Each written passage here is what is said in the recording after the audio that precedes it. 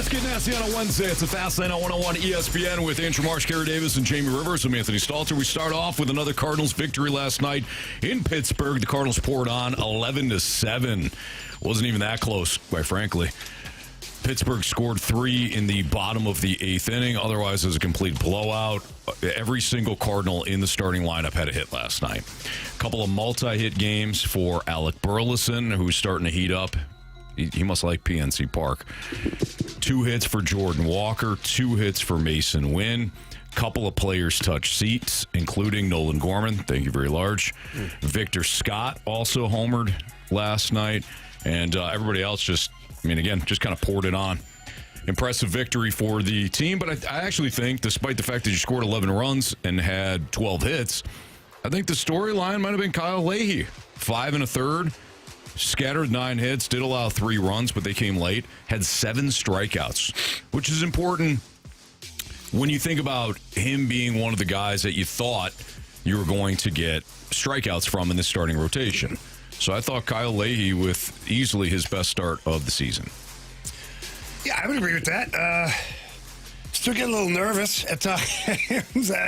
No lead is safe. No. In Cardinal Nation, whether it's the Cardinals coming back and winning or giving back runs to the opposition, no lead is safe. And I think nor should it be. It makes fun. It makes it for fun watching. Yeah, that's for sure. Stay tuned in, man. But stay locked in. The offense explosive, and Leahy did a pretty good job. And I listened to Ollie Marmol talk about it a little bit too, post game, and he said what he liked about it is Leahy was able to work through some things, meaning like he got rocked for the home run there. He says, Ollie said, I'm paraphrasing, he had trouble with some of the lefties and whatnot, but it was nice to be able to have that lead to let him work through some of that, know what that feels like and readjust and do some things. So not only did Leahy have a good outing, he also got to experience some things or deal with some things for the future because they had such a lead. Yep. I think it was a good performance. I think the lineup has been, really good. Like you mentioned, every player in the lineup getting a hit. Victor Scott touching water, not just touching seats, man. It was a poke. So to be able to have a good night like that against a division rival, I think that's a great win for the Cardinals. And to Jamie's point, don't never turn the game off, man, because it's going to be exciting. I mean, it's going to be drama in every game. I don't know that it should be. I don't know if that's a good thing when you're up, 11-3. Shouldn't feel drama at all. Yeah, but you probably should cruise. But you did, and you were able to come out on the right side of things. So for me, man, it was a great game for the Cardinals. Great outing. Good to see, guys getting hits, multiple hits. Herrera walked 3 times and got a hit as well. Like his own base percentage, his eye is really outstanding. He sees the ball really well. He knows where the strike zone is and when to swing, when not to swing. And if you're going to walk him, he's on base. 414 is his on base percentage. Like he's seeing the ball really well. And I'm sure the big flies, more of those will come because of how well he sees the ball. So just a great game by the Cardinals. And again, this team is fun to watch. Like, it is. I don't really know any other way to describe it, but it's fun to watch. Is it a championship team? I don't believe that to be true. Is it a playoff team? I don't believe that to be true either, because I think things will start to correct themselves and they'll kind of come back down to earth. But I've enjoyed watching this team. I could go to a game and watch this team. Yeah. And I think that's one of the biggest things going into this season. Would that be the case? Can I go to the ballpark and watch this team? Last couple of years, Can it not be painful? Listen, man, I'd rather just sit on the couch and watch it at home. That's a 45-minute drive from O'Fallon, Anthony. I ain't going down there to watch no bad ball. No. But I'll drive 45 minutes to watch this team play, and I think that's the direction that they should have been aiming for going into this season. Young players, young pitchers, just a lot of youth and a lot of guys that are going to be playing hard, and that's what you're getting every single night. I know that they can still the Pirates can still even this series, right? But if the Cardinals win one of these next 2 games, they got a game tonight and then a matinee game tomorrow. If they win one of these 2 games, I also think it's really an important bounce back from the Seattle series. you got swept. Not only did you get swept, there were some games that you could have won. Could have won that Friday night game, could have won that Sunday game. Hell, you put up how many home runs? You actually could have won any number of those. 9 runs in a game and lost. Absolutely. So you could have won any number of those games. Instead, you got swept at home. You go on the road and you face Pittsburgh, which has been a competitive team to start the season. And thus far, you've taken 2 out of the 4 games. So I think that's an important footnote too. Any time that we have felt throughout the month of April that maybe the other shoe is going to drop or the wheels are going to start falling off here, the Cardinals recover, they find their balance again, pick up a couple of wins, and then we're back to saying what CD just said, which is that the team has been fun. Marshy, your thoughts? Yeah, I thought, and someone brought it up on the text line, but your 3 and 4 hitter last night doing damage. You had Alec Burleson, you mentioned it to start the show, 2 hits last night. Jordan Walker, 2 hits last night. That was the first time that he has had 2 hits in a game since the first game against Cleveland, which was April 13th. We've talked a little bit about him maybe going through somewhat of a slump, but also playing very well in the field. He's still getting on base pretty well, but to see him have a 2-hit game last night and do some real damage with 3 ribbies, I thought that was super important. Him and Burley going back-to-back and really dealing damage to the Pirates last night. That is encouraging to see. Yeah, Gorman with the home run, 3 RBI. Alec Burleson, 3 RBI. Jordan Walker, 3 RBI. That's the middle of your middle of your lineup. And then, of course, you get J.J. Weatherholt and Ivan Herrera at the top of the order. They scored 6 runs. They get on base. They scored 6 runs. That's the key. That number. That obviously the leadoff hitter needs to get on base. That 2-hole hitter, you really have to have a balance of being able to get on base and having a little bit of power. And Herrera, I thought he'd be the cleanup hitter this season. Jordan Walker has emerged as that guy. Right. Great. But Ali has found a solid 2-hole hitter. Again, Herrera's getting on base consistently, and we know the power will come, because we're starting to see it a little bit more. So the top of your lineup did a lot of damage. They get on base, and as Marsh just mentioned, the middle of your order wound up driving in the runs. That's really how you set it up. So the momentum now too has been created. Back-to-back wins in the series, breaking out offensively after the slump. They continue to show a lot of power, which is great.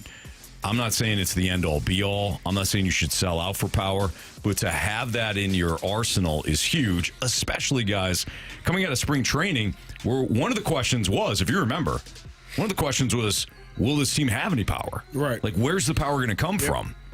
And instead, we're starting to, I mean, to me, it's not a question. You're getting it all over the lineup.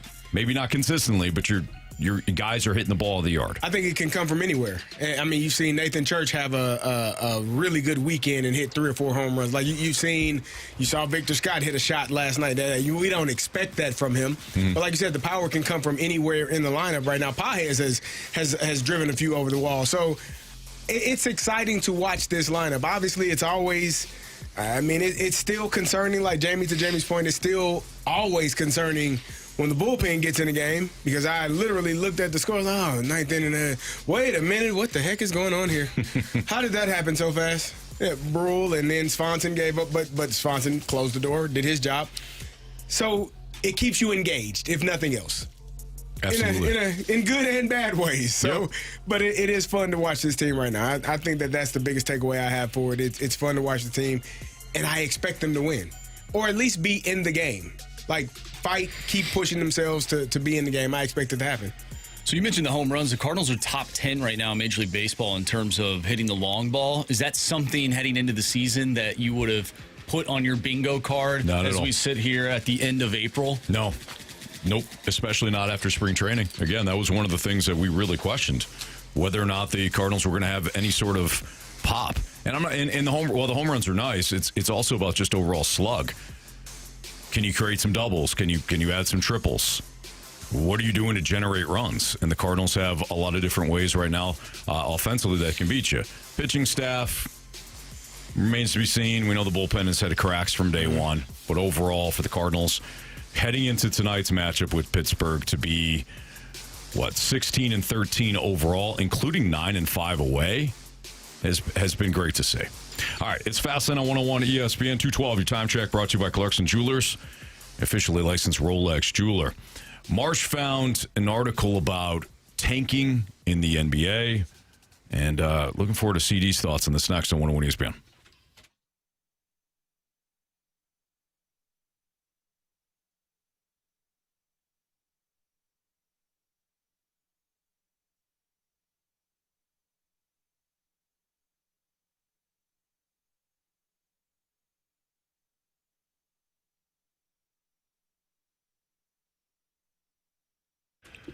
My friends over at Urban Chestnut, they just keep brewing the best beers out there. And it's great, too, because it's a St. Louis beer that is brewed by St. Louisans. And we're just talking about that Zwickle Light. What a great beer it is. Most light beers, when you drink them, they kind of taste like water, not Zwickle Light. Zwickle Light tastes like beer, which is awesome, yet it only has 95 calories, 3.7 carbs, and it is just packed full of flavor. It's crisp, it's clean, it's refreshing, ice cold, whether it's in the can or in the bottle. Tastes amazing. You're absolutely going to love it. It's a go everywhere, do anything kind of beer. So whatever the event is that's going on, or maybe there's just no event, you want to sit back, kick up your feet, and have a nice cold beer, Zwickle Light is perfect for that.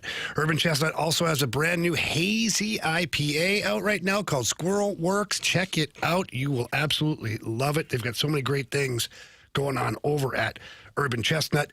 Check out urbanchestnut.com for more information regarding all of these beers as well as certain events that are going on over there. They do a great job. Again, that's urbanchestnut.com. Keep it light and keep it local.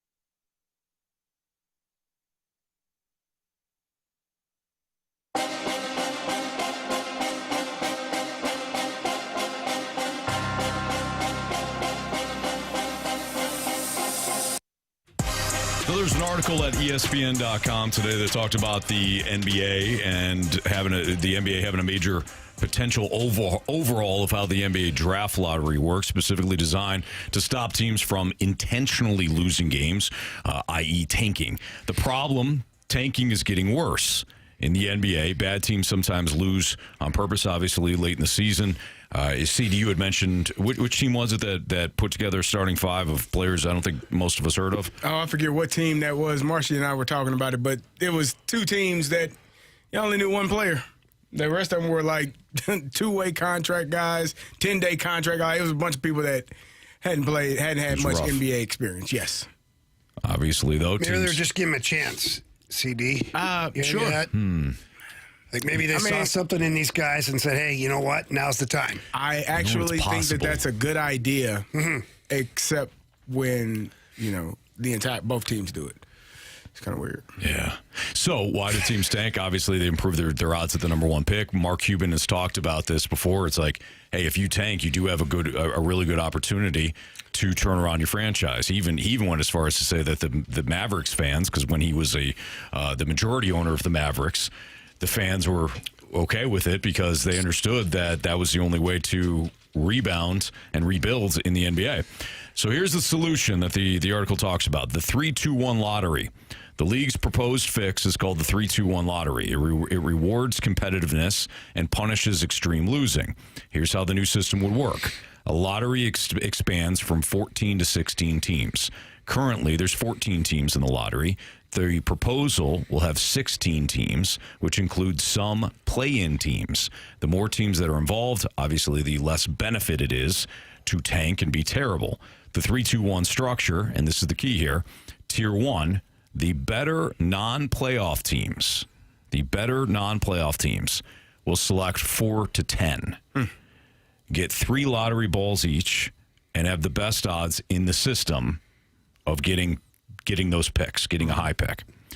Tier 2 would be the worst 3 teams, and this is the relegation zone, it's called.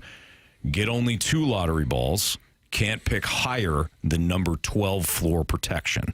And this is the big change because being the worst team is now a disadvantage. And then Tier 3 would be play-in losers. Lower odds, they get 9 to 10 seeds, only 2 balls, 7 to 8 losers, we get 1 ball.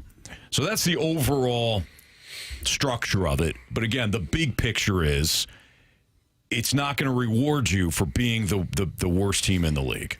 So maybe I must have missed. So Tier 2 is the teams that can get 1 through 10? Yeah. So those are still the worst teams, though. Oh no, can't get picked higher than number 12 floor protection. Okay. And they only get 2 lottery balls. Got you. Well, I think whatever you need to do to try to dissuade people from sitting players and literally like trying to lose games. And it's not the players that are doing that. We've talked about it before. Players don't tank. Players don't go out there and say, I'm not going to play hard today. I'm going to, go halfway and just do just enough. Because every time you go out on the court, every time you go on the field, the ice, that's game footage. That's tape you're putting out there for somebody to watch and someone to evaluate. So you always want to play at your highest level. But if you're the front office, if you're the head coach, if you're the assistant coaches, and you say, well, these guys, average 2 minutes a game, we're going to give them the bulk of the time tonight. Yeah. Well, there's a reason why they average that, or there's a reason why they don't play at all because they're not as good as the other players, and you're not putting out the best team to try to win that game. So whatever you can do to avoid or I guess punish people that are trying to tank, I'm all for it. You got to figure something out.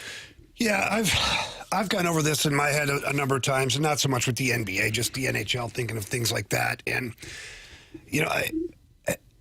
I would love to see whether it's the All-Star break or the trade deadline in the NHL or in the NBA, per se. I think the model could work for both leagues. Is the team, you still have your percentages, so whether it's number of balls in the lottery or your percentages, whatever it is, okay? The team from whatever the start line is, if it's the All-Star break or the trade deadline, the team that gets the most points post marker would have the better odds, would increase their chances to get a good player. And then you work your way down from there, points.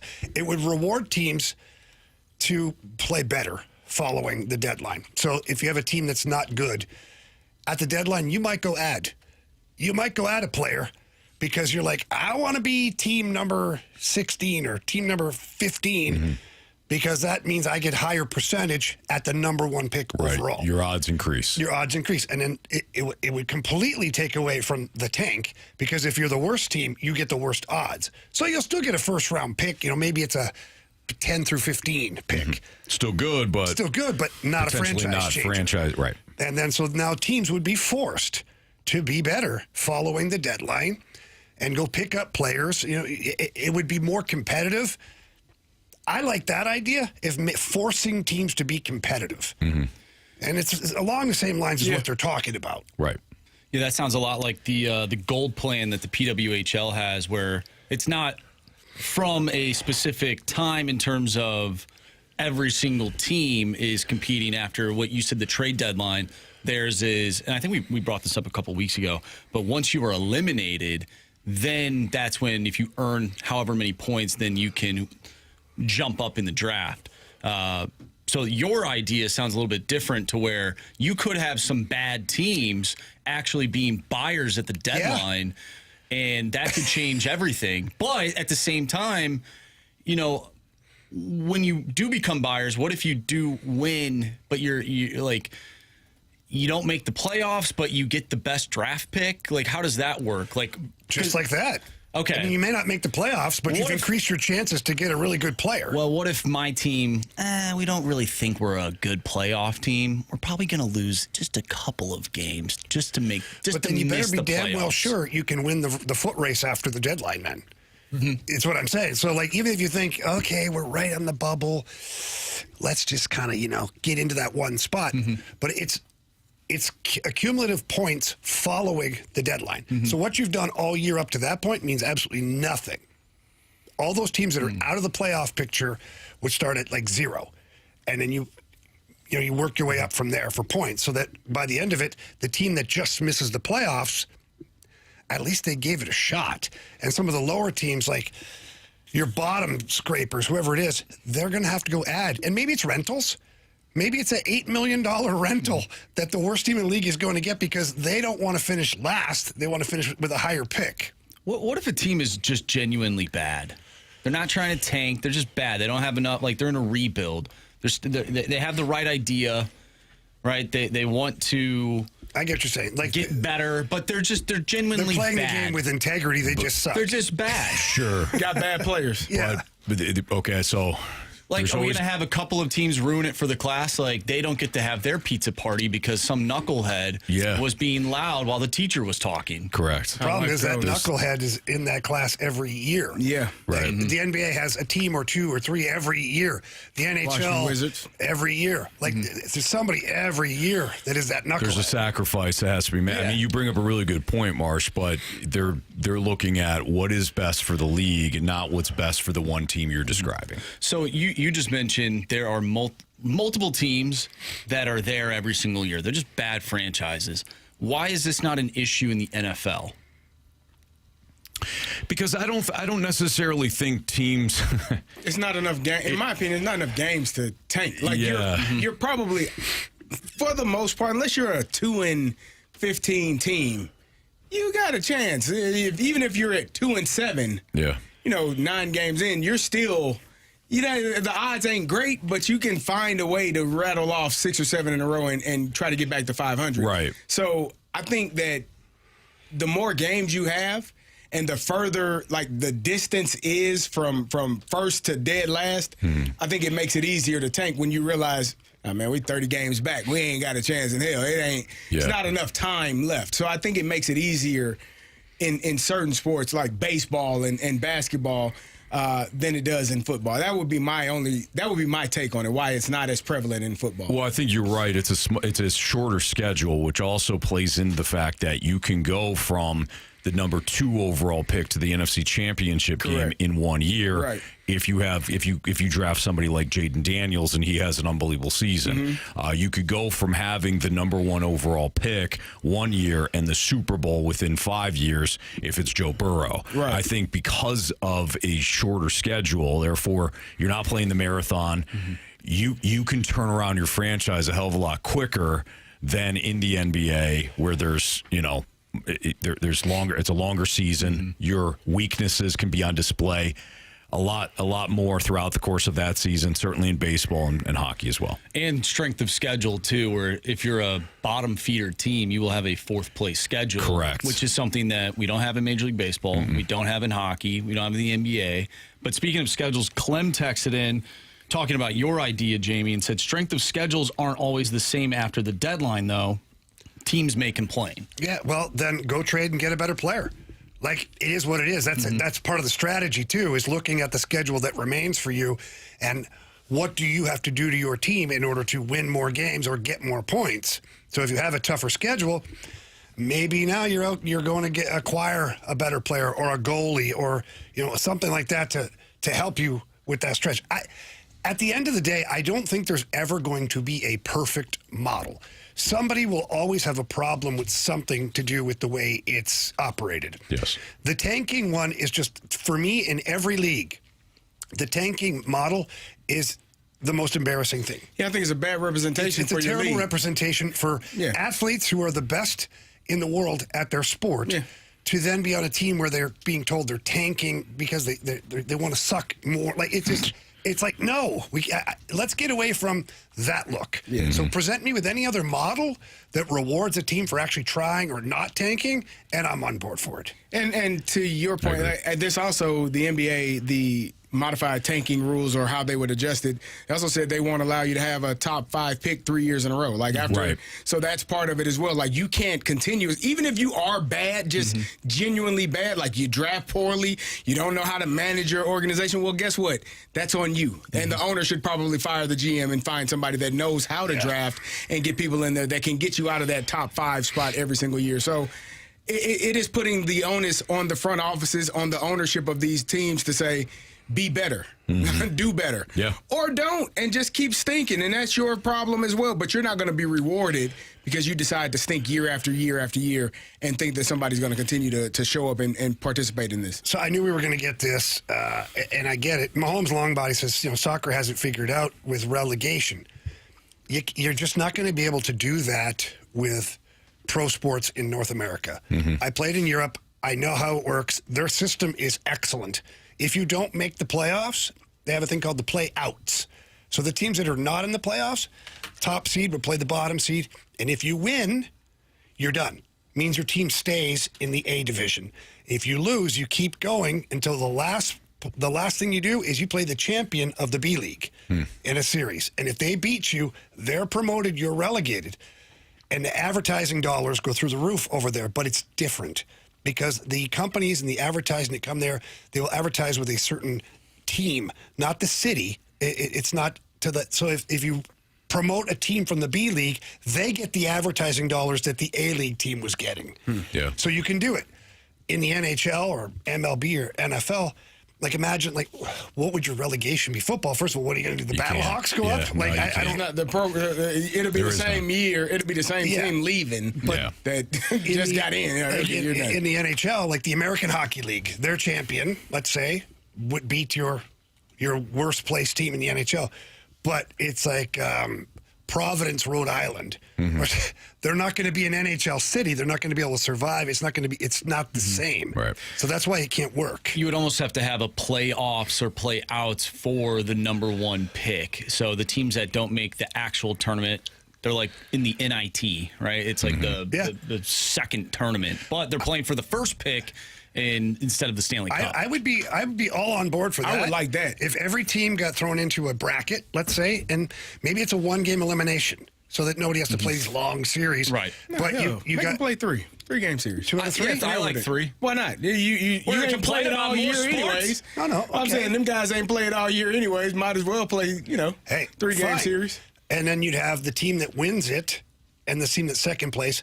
They don't automatically get the first pick. They have better odds to getting it. So then kind of the model I proposed originally, now you're just putting it in like tournament form. Sure. To where these teams can compete for a higher pick, which would bring up more competitive playing. Yeah. That's Jamie Rivers, Carey Davis. I'm Anthony Stalter. Andrew Marsh is what's trending for you next.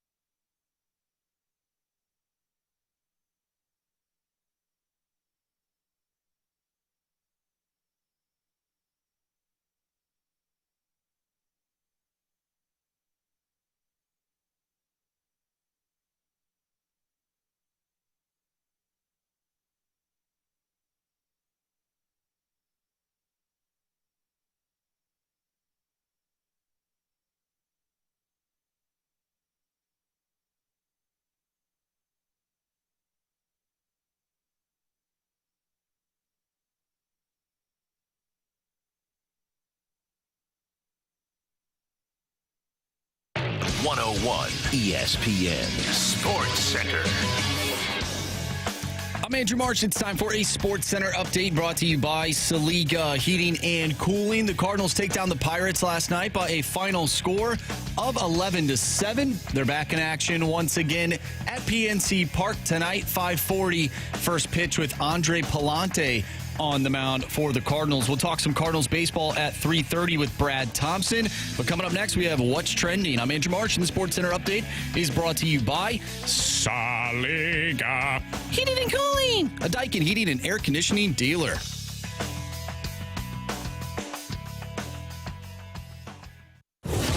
What are the hot topics in the sports world? What in the wide, wide world of sports is going on here? Here's what's trending.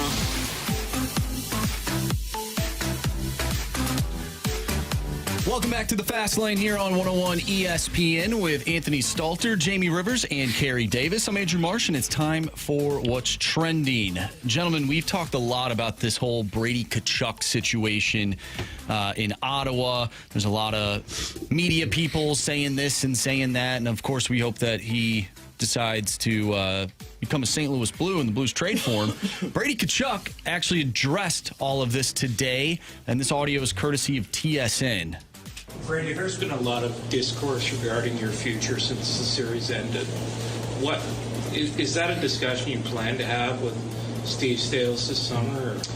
Well, I mean, of course, I wasn't here for, everybody's meetings and the other day, and so I haven't had the chance to talk to Steve. But I mean, I feel like I've answered this hundreds of times that none of that.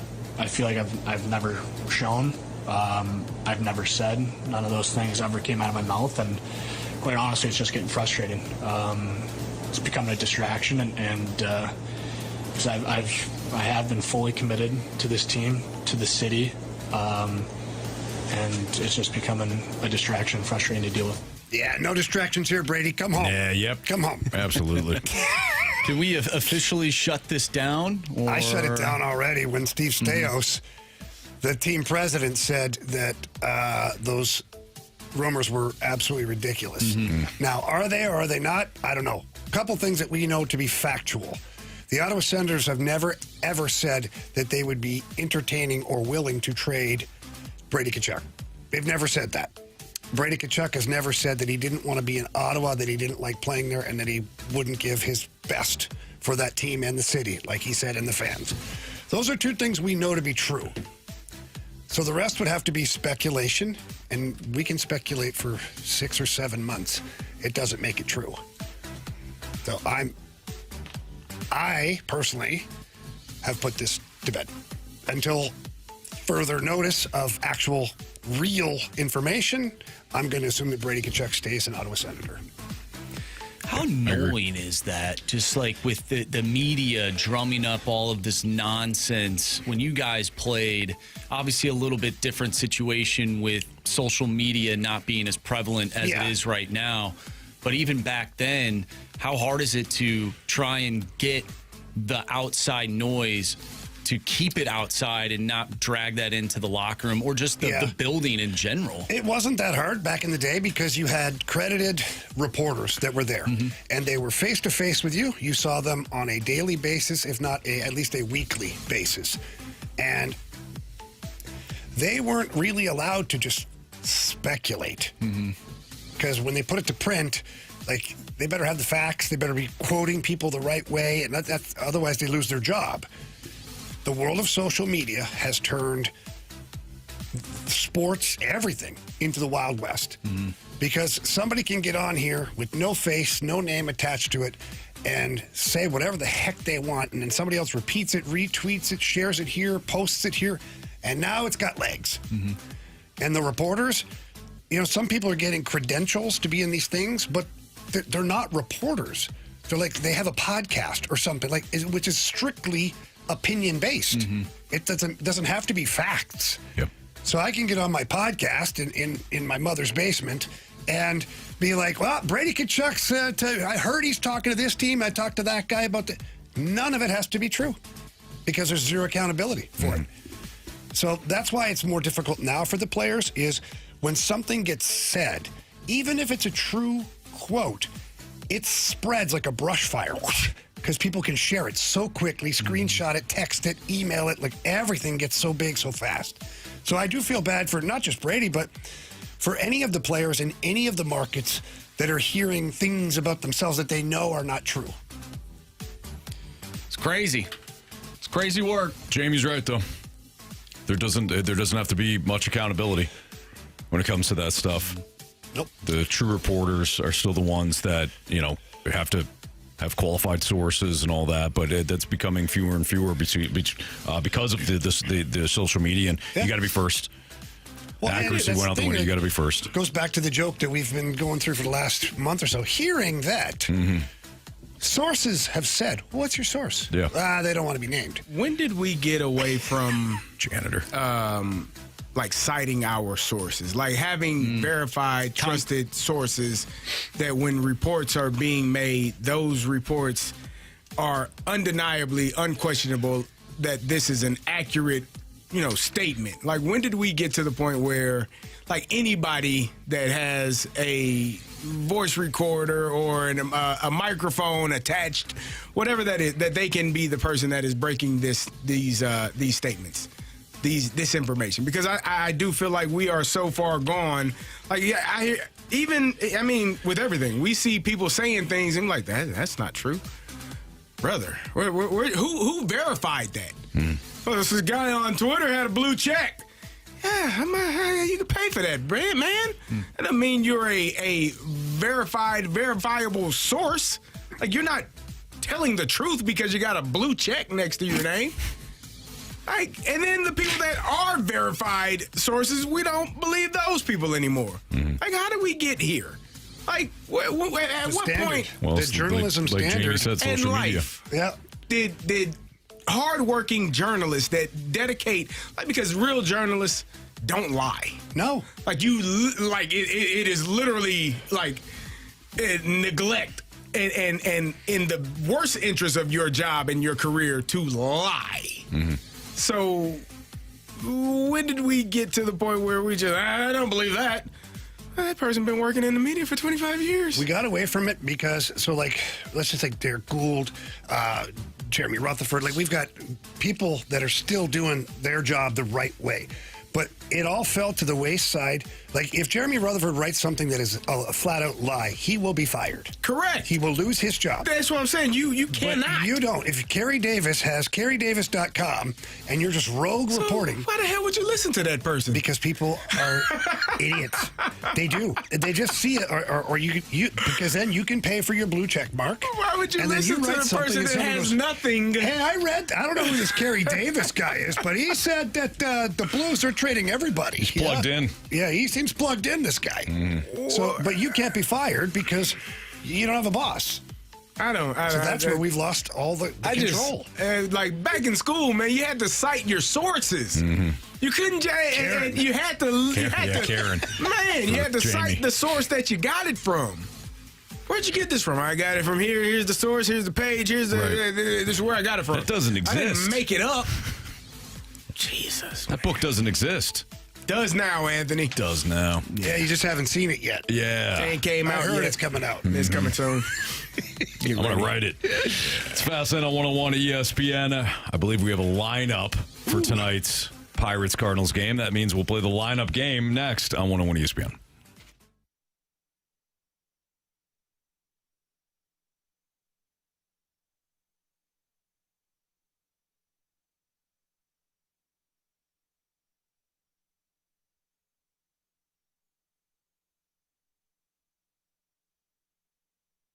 I don't know about you, but I enjoy getting stuff for free, especially when it comes from a quality company like Mosby Building Arts. And throughout the month of April, which, by the way, we only got 2 days left. So if you've been hearing me talk about that, you can call Mosby Building Arts and set up a new bathroom remodel, and you'll get all of the whether it's the toilet, all the fixtures, right?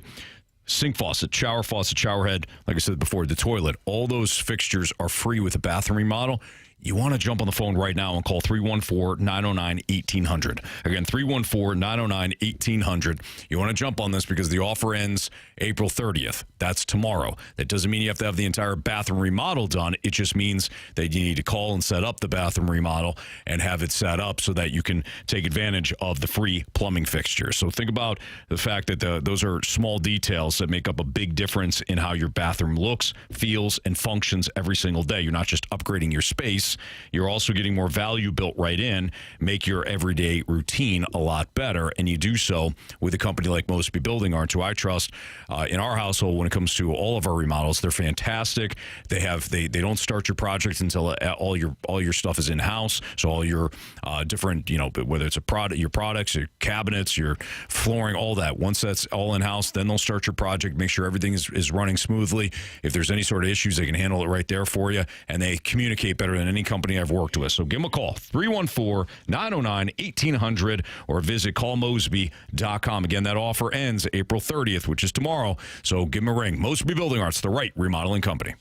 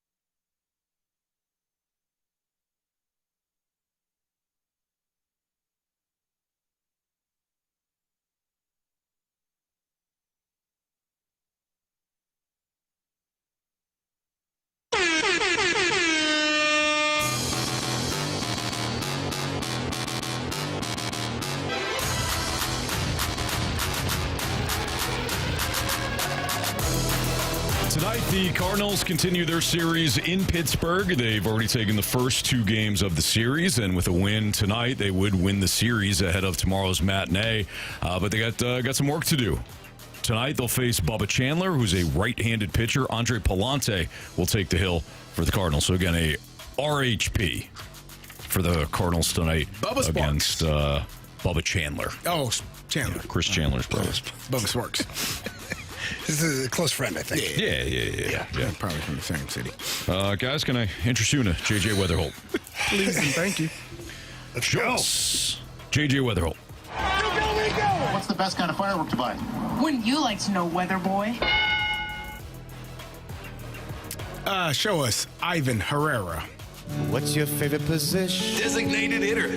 That's cool with me. It's not my favorite, but I'll do it for you. Show us Alec Burleson. What's going on here?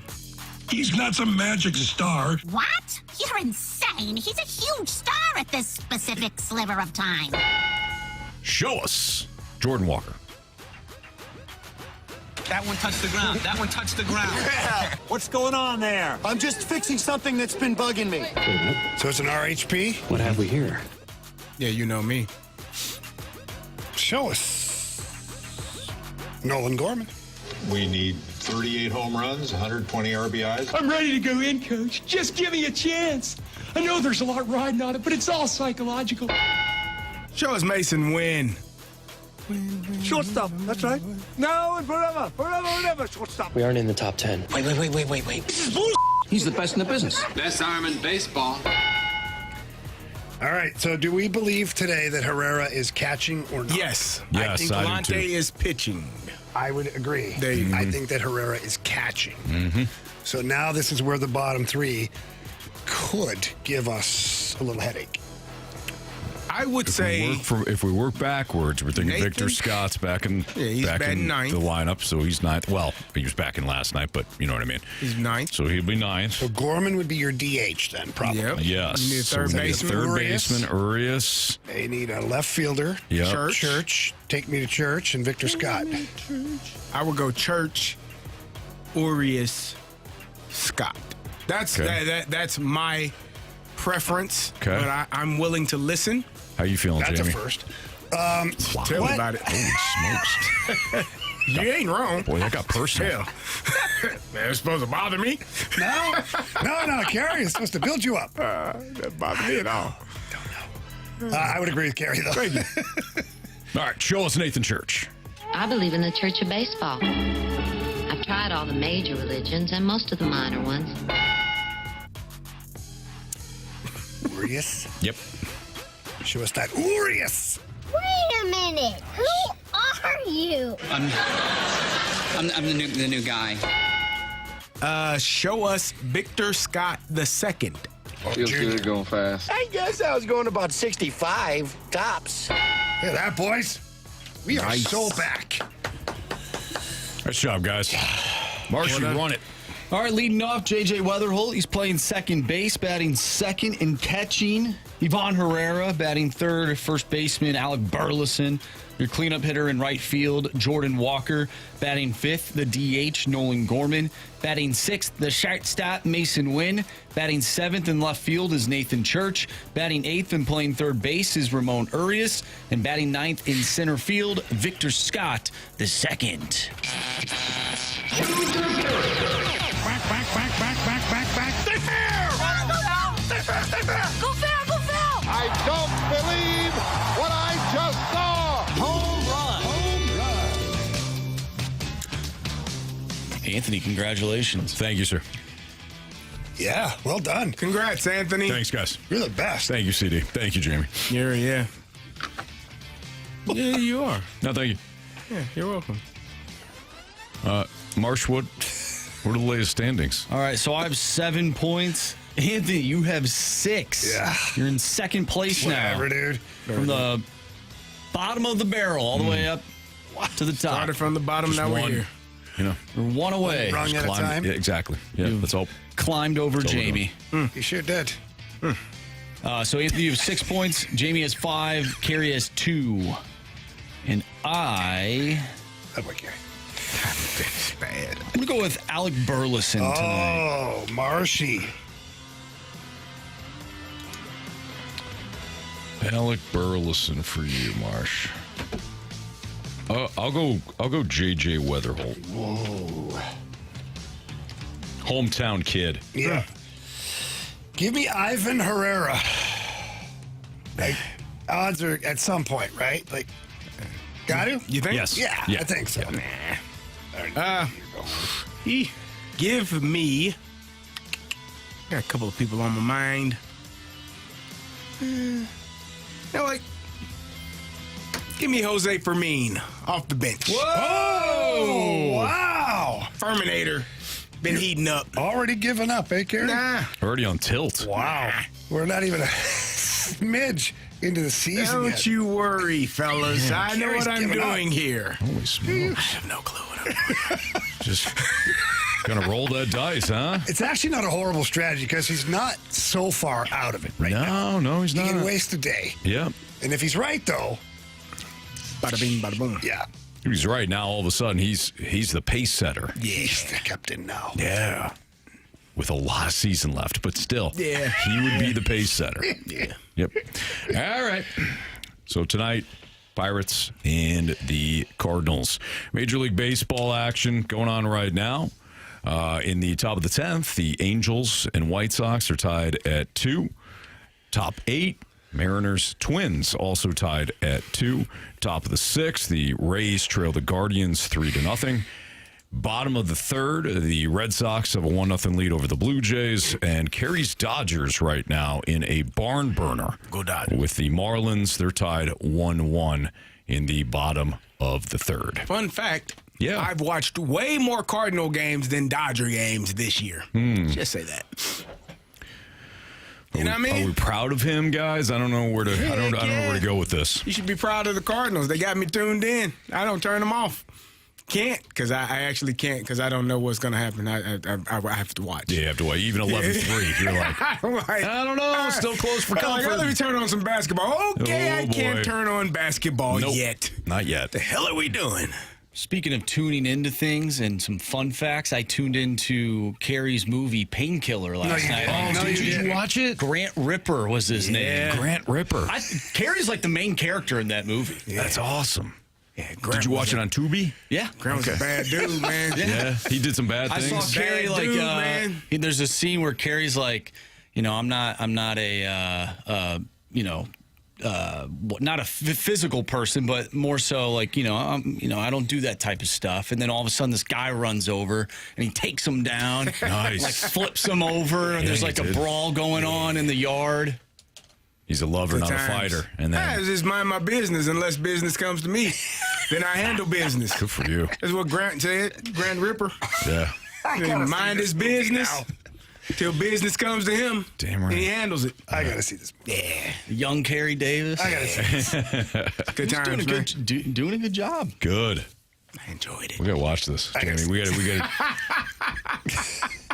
to see this. A couple of bourbons. Friday night. Yeah. Do this.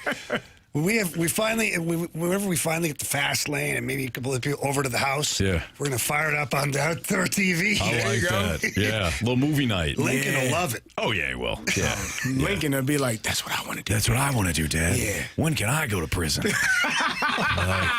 Become immortal.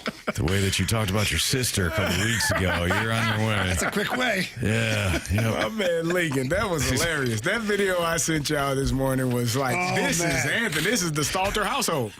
Strike the little man out in the basement. Just gave it to him too. Man. Oh, son, that's right. Yeah, slow curve. Gotcha. He's like, yeah, okay. Okay. So I'm proud of you, son. You got your glove. You didn't complain. Now you get to play defense. Look, he was like, yeah. Effort and attitude, Dad. I got you. That's what you told me, right? Threw one right at his rib cage. There's my attitude and great effort from me, isn't it? Let's see your attitude now. Let's see how you handle it now, Dad. Now that it went right into your rib there. All right, it's Fast Line on 101 ESPN. Should Kyle Leahy be in the same importance to the starting rotation as Matthew Liberatore? Marsh posed this question. We'll crack his head open and see what he was thinking on this. I'm sorry, I was kind of in theme with the painkiller. The painkiller, yeah, or pitching a baseball. Exactly. Yeah. We'll find out what Marsh thought about this next on 101 ESPN.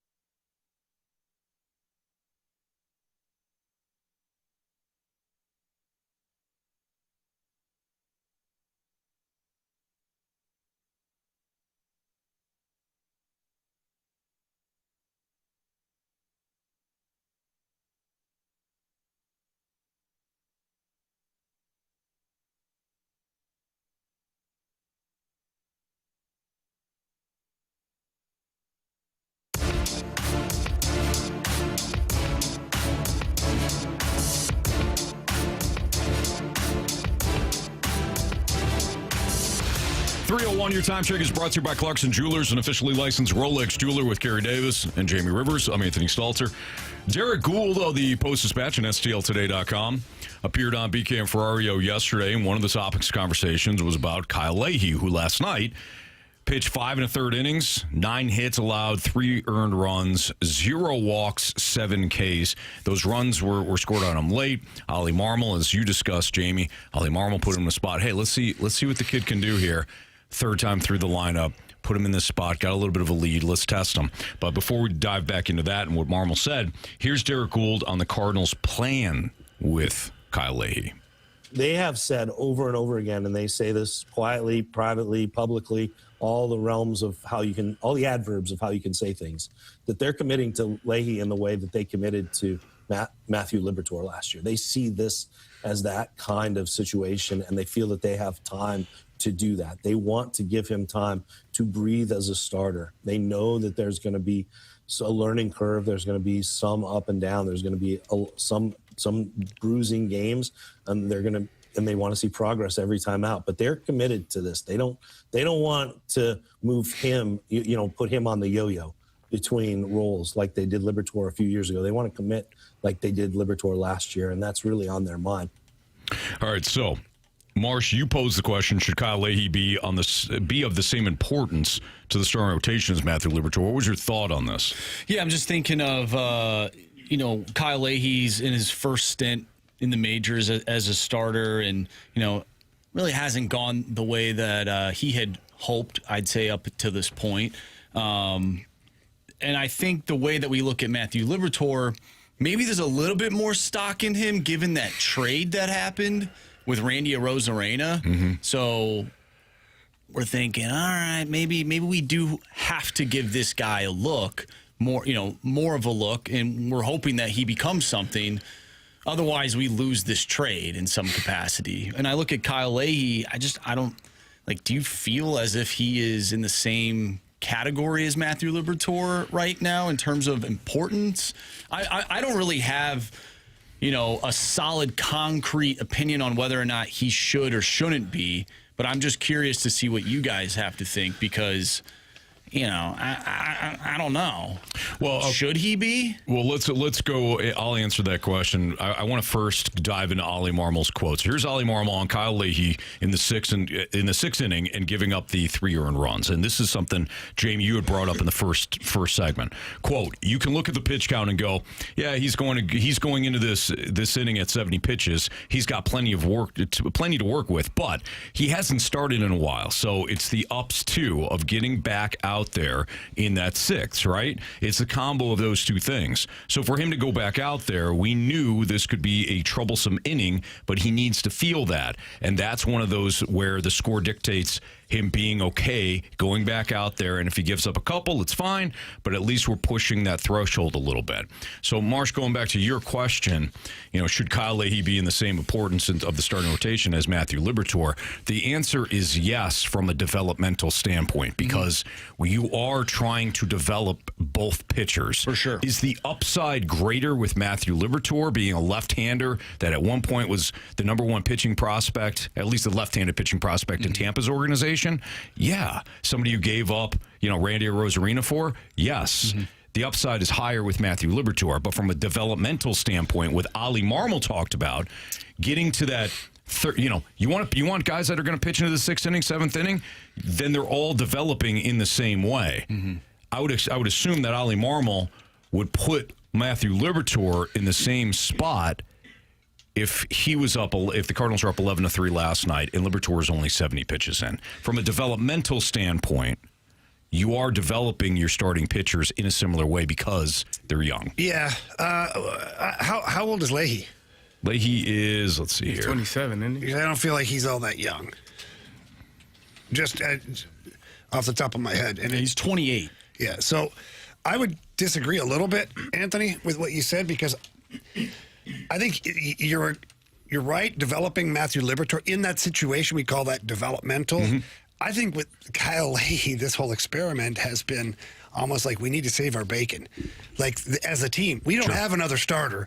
So the closest thing we have is this guy in the bullpen who we think can be a starter. Mm-hmm. So we're gonna do that and hope for the best. And then you're not necessarily developing him. You're trying to continue to make him better to fill in that role while you develop somebody to take his job. Sure. Ultimately. So I don't think Liberatore and Leahy are in the same conversation at all. I don't think they're comparable in that respect. Aren't you though trying to, I don't want to say like this. I don't want it to make it sound like they're just seeing how it goes, but you also have to kind of test certain things, right? Mm-hmm. You know, whether that's Liam Doyle in a couple of years or one of these other young guys. You know, we've talked about Dobbins a little bit. Don't you have to say, hey, this is our approach? Like, this is how we're going to develop these guys? I think philosophically you can have a certain approach to it. I think you can have similar approaches for every pitcher. That's my point. Yeah, I would agree with that. I think you almost have to have the same approach, right? Like as far as your standards are for your pitching staff. That's all I'm saying. Yeah, I would agree with that 100%. I just think that my opinion only is that Leahy's only in the rotation until someone takes his job. I would agree with that too. And I don't feel that way necessarily about Liberatore. I still feel like they're working with him. They're trying to get the most. Like, yeah, I see what you're saying. You know what I'm saying? Yeah. So what you're saying is like, look, Leahy at his best is just going to be a bridge guy. We want to make it the best bridge possible, but look, he's still a bridge option. Whereas Liberatore, we're developing him to hopefully be a part of this rotation and for the foreseeable future. Like right now, I would put Leahy as your number 5. Sure.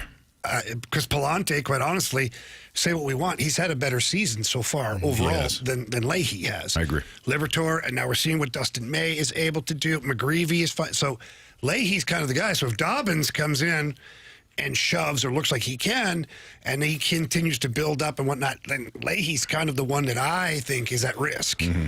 It sounds like, though, like they're pretty gung-ho on Kyle Leahy, even though what you just said, I agree with you, but it sounds like they're really committed. They don't want to do the yo-yo thing, which I don't know. If the guy's this is his best outing, I don't know. I guess we just got to see how it all plays out. But they have to say all the right things, because if for some reason they say something that's different, it could affect the way that player, don't want it to get inside his dome on that one. And look, I hope Leahy continues to pitch well, but I believe in my heart that he's the placeholder until someone is ready to take his spot. Yeah, I think that what Jamie said is correct. I think you have the hope that the guys that you bring in, whenever they get those opportunities, they push the guys that are there out. Like, the competition forces guys to raise their level of play, and you're hoping that, Kyle Leahy, here's an opportunity for you. We're going to give you every opportunity to try to prove to us that you are a starter. You're going to get all these I also think that yesterday you probably wanted them to go back out there because your bullpen, you want those guys to sit their butts in the bullpen and not pitch. Like, you're not wrong there. Kyle, we're up, buddy. Kyle, baby, so you got another one in you. Third time around, you got it. Let's see what you got. We believe in you. So I think it's both.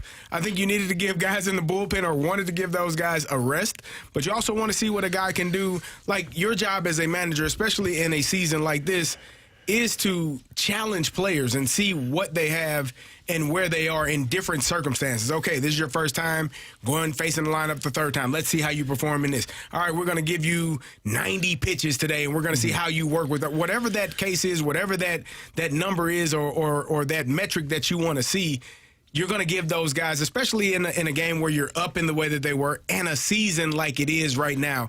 If you didn't think he was able to do it, you wouldn't give him the opportunity. So I think that all of those things can be true. And, ideally, you want competition from people that are coming in to force those guys to either play better or be moved out of the way. There's a huge possibility that Kyle Leahy ends up being one of the best starters in this rotation come maybe next season, and he uses this year to get better and become that starting pitcher that the Cardinals hope he can become. He could be better by Matthew Liberatore at the end of the year. And now we're looking at Matthew Liberatore like, oh, geez, dude. These guys have passed you up on the pecking order in terms of our starters. Mm-hmm. Who knows? We really just don't know. We got to let everything play out. Right. But as of right now, when this team is ready to compete, how many of these guys in the starting rotation do you foresee to be a major piece of that rotation?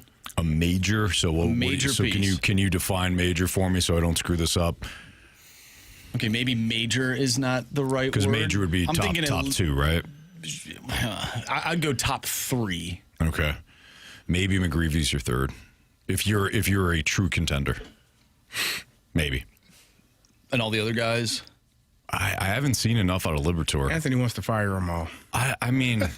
He's not been good. I mean, my God, I feel like he's struggling every time he gets to the 4th and 5th. And tell me if that wasn't the case a year ago, even when he was right.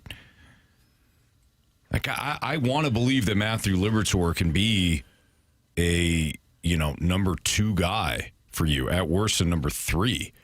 If he can't get smoothly out of the 5th inning every time he starts, and I'm sorry, he's not even a third. So that.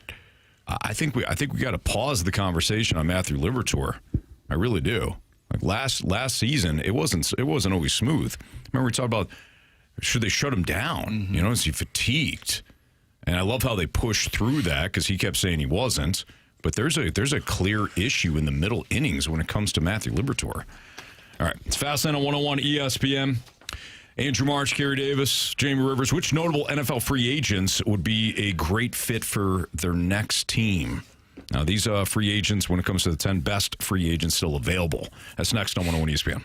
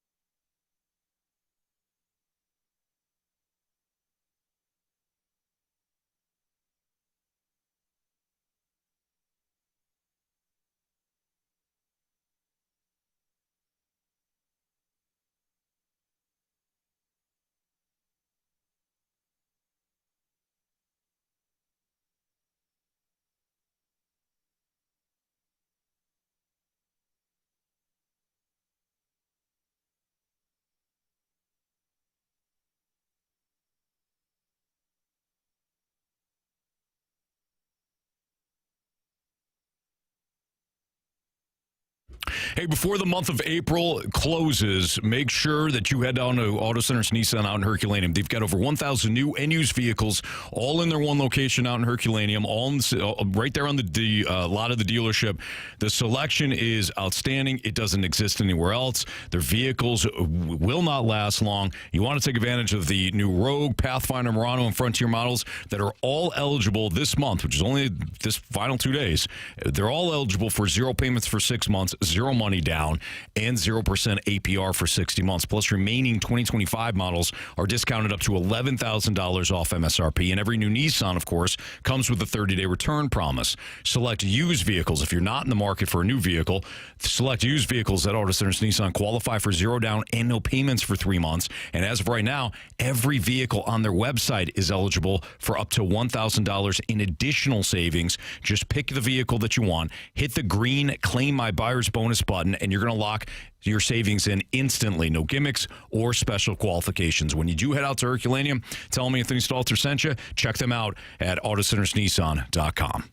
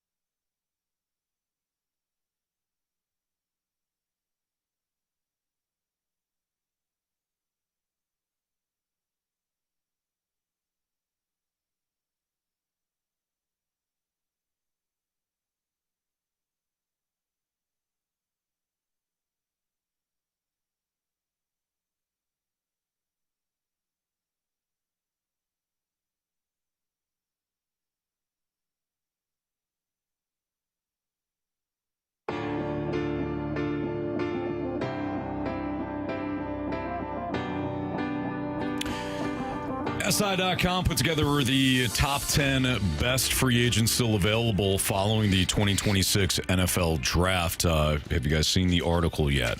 If not, we can play a fun game. I have not seen it. Carey, did you look through the list? I haven't looked through the entire list. I got the first two and I stopped. Okay. So I won't look anymore. All right. So the first player. Didn't tell me not to. First player available, kind of an underrated player in my opinion. Juwan Jennings, wide receiver from the 49ers. He's number one? He's number one in terms of best remaining. Oh, we're going that free way? agents. Yep. Okay. Well, because I already disagree with the list. Carey looked at the number one. And number two. Well, I disagree with that. I haven't seen the rest, but I know one free agent that I think is better, but that's my opinion. Okay. Continue, Anthony. We'll get we'll get Carey. there. Yeah. AJ Epinesa. Calm down. Sorry, Jamie. AJ Epinesa, the edge from Buffalo, was ranked number 2. So, I guess the guessing's on this side of things, because now I'm interested. So there's a free agent that you know is a free agent that is the best remaining free agent in your opinion. Yeah, as long as he's healthy. And it's not even close. In my opinion. And yeah, that's what I'm saying. In your opinion.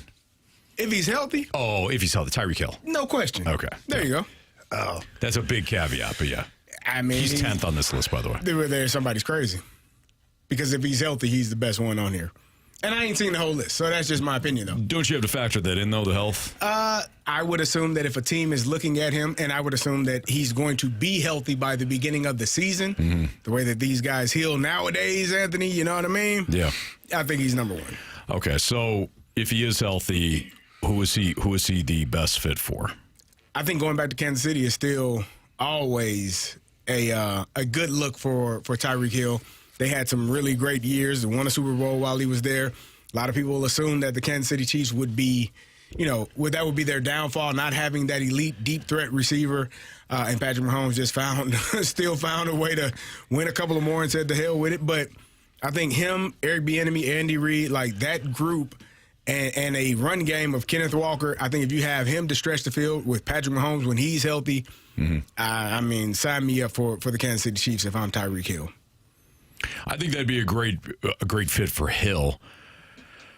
I don't know. I don't think he's going to get a lot of looks based on that nasty injury. I mean, he dislocated his knee and tore his ACL.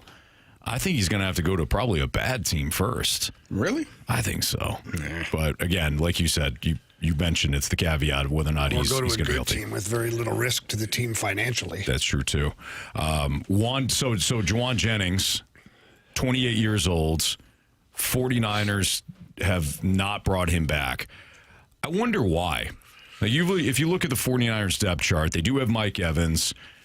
They did sign Christian Kirk, but Ricky Pearsall has not been healthy at all. They did draft Stribling, the Ole Miss wide receiver, in the second round. To me, I'd rather have Juwan Jennings than Christian Kirk. Like, Kirk's fine, but they're kind of similar players. I'd rather dance with the devil I know than the one I don't. Yeah. And Jennings again has been very productive for the 49ers. In fact, when the other guys have been hurt, it's usually Jennings that steps up. I think that, Christian Kirk, in my opinion, his play has gone downhill the last 2 to 3 years. He hasn't been, the really, really elite receiver that he was when he was in Jacksonville. And so I think, I also think that that's why they drafted Stribling in the second round. They felt like they needed some depth there. We talked about them potentially going and getting Mekhi Lemon, which I thought would have been a great pickup for them, but he was picked up by the Philadelphia Eagles.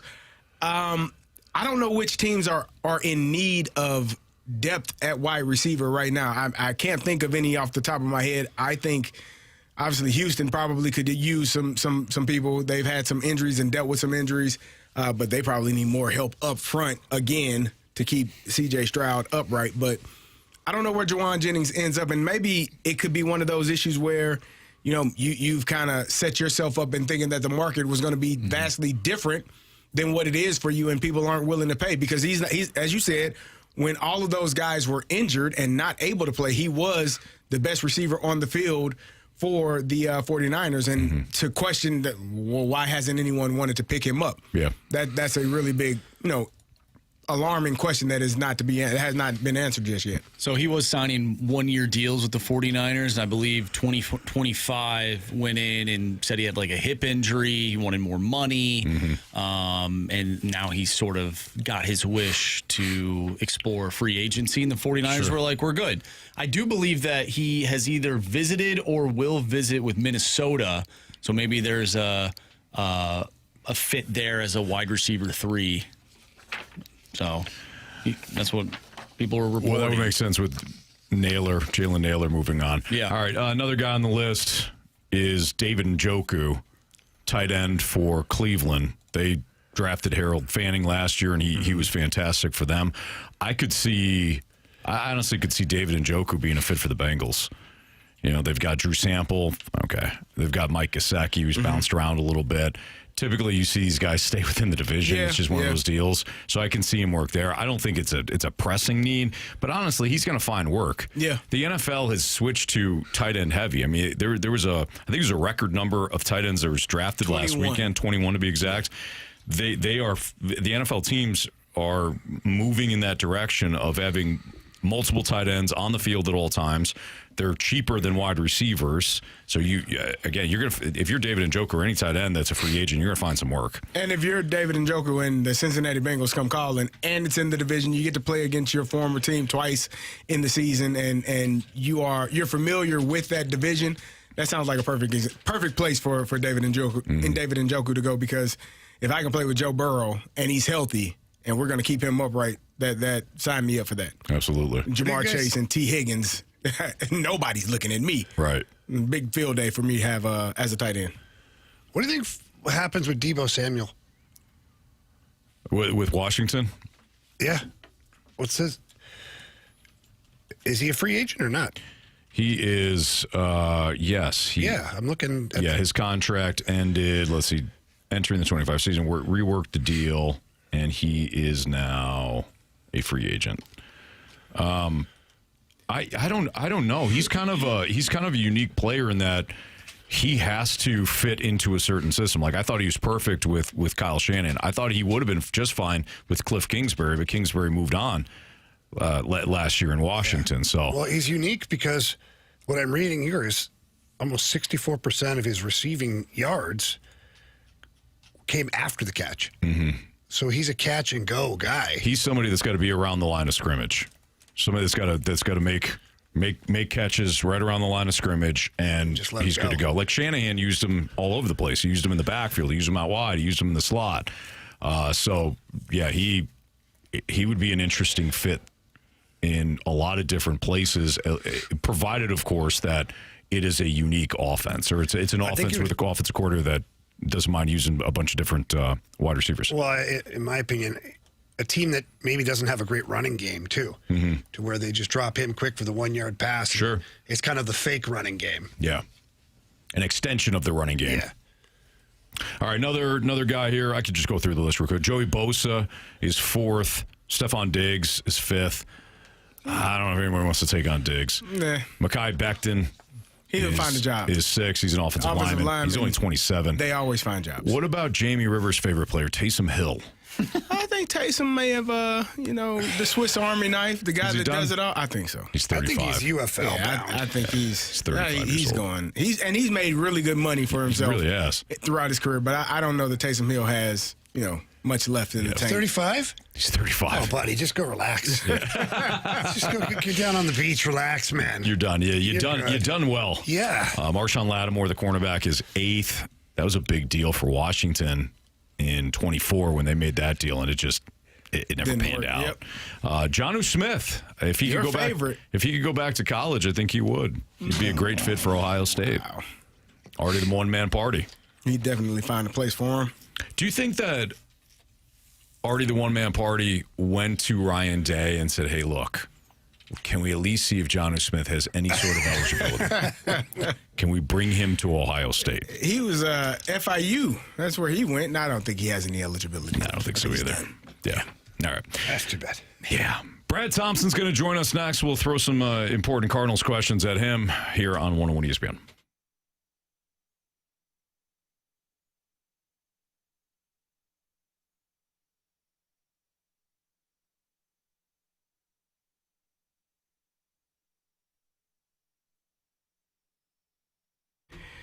Anthony, we talk about mentality every day and how good I've been feeling, how good you've been feeling, and we talk about the work that they do. But we often we don't talk enough about what exactly they're doing. The blood panel that they run, they will take your blood, they will run the results, and they will tell you exactly what's going on with your body and how to get the best version of you back to feeling like the best version of you. They'll talk to you in layman's terms and give you real explanations of what you're dealing with, whether it's low vitamin D or whether it's, your testosterone is a little bit lower than you're accustomed to, whether you need some peptide therapy. All of those things aid in helping you feel like the 25-year-old you once did.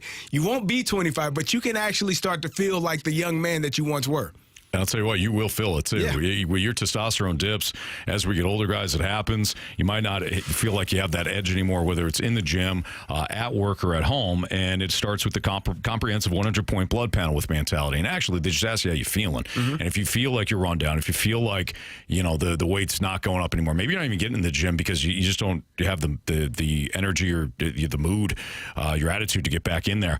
They'll help you. They'll make sure that you have a personalized treatment plan. The testosterone replacement therapy and the targeted peptide therapy will help restore your energy, your focus, your drive. In fact, to CD, 94% of men report renewed energy and focus within 60 days being on mentality. Yeah, and mentality is about real medicine, helping and giving you real results. So schedule your appointment today. Go to lowtusa.com. 2 easy, convenient locations, one in Chesterfield, one in South County. If you can't make it there in person, go online. Schedule your appointment. lowtusa.com. That's mentality.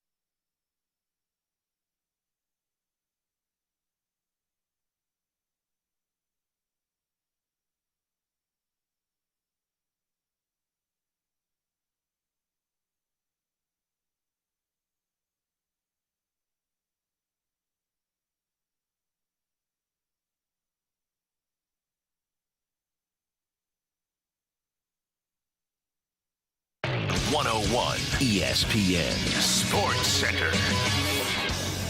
I'm Andrew Marsh. It's time for a Sports Center update brought to you by Universal Windows Direct. The Cardinals look for their third win in a row as they are at PNC Park tonight, once again taking on the Pittsburgh Pirates. Andre Palante will toe the rubber tonight for the Cardinals. First pitch is at 5:40, and we are going to talk some Cardinals baseball next with our guy, Brad Thompson. I'm Andrew Marsh, and this Sports Center update is brought to you by Universal Windows Direct. You'll be saying, I love my windows.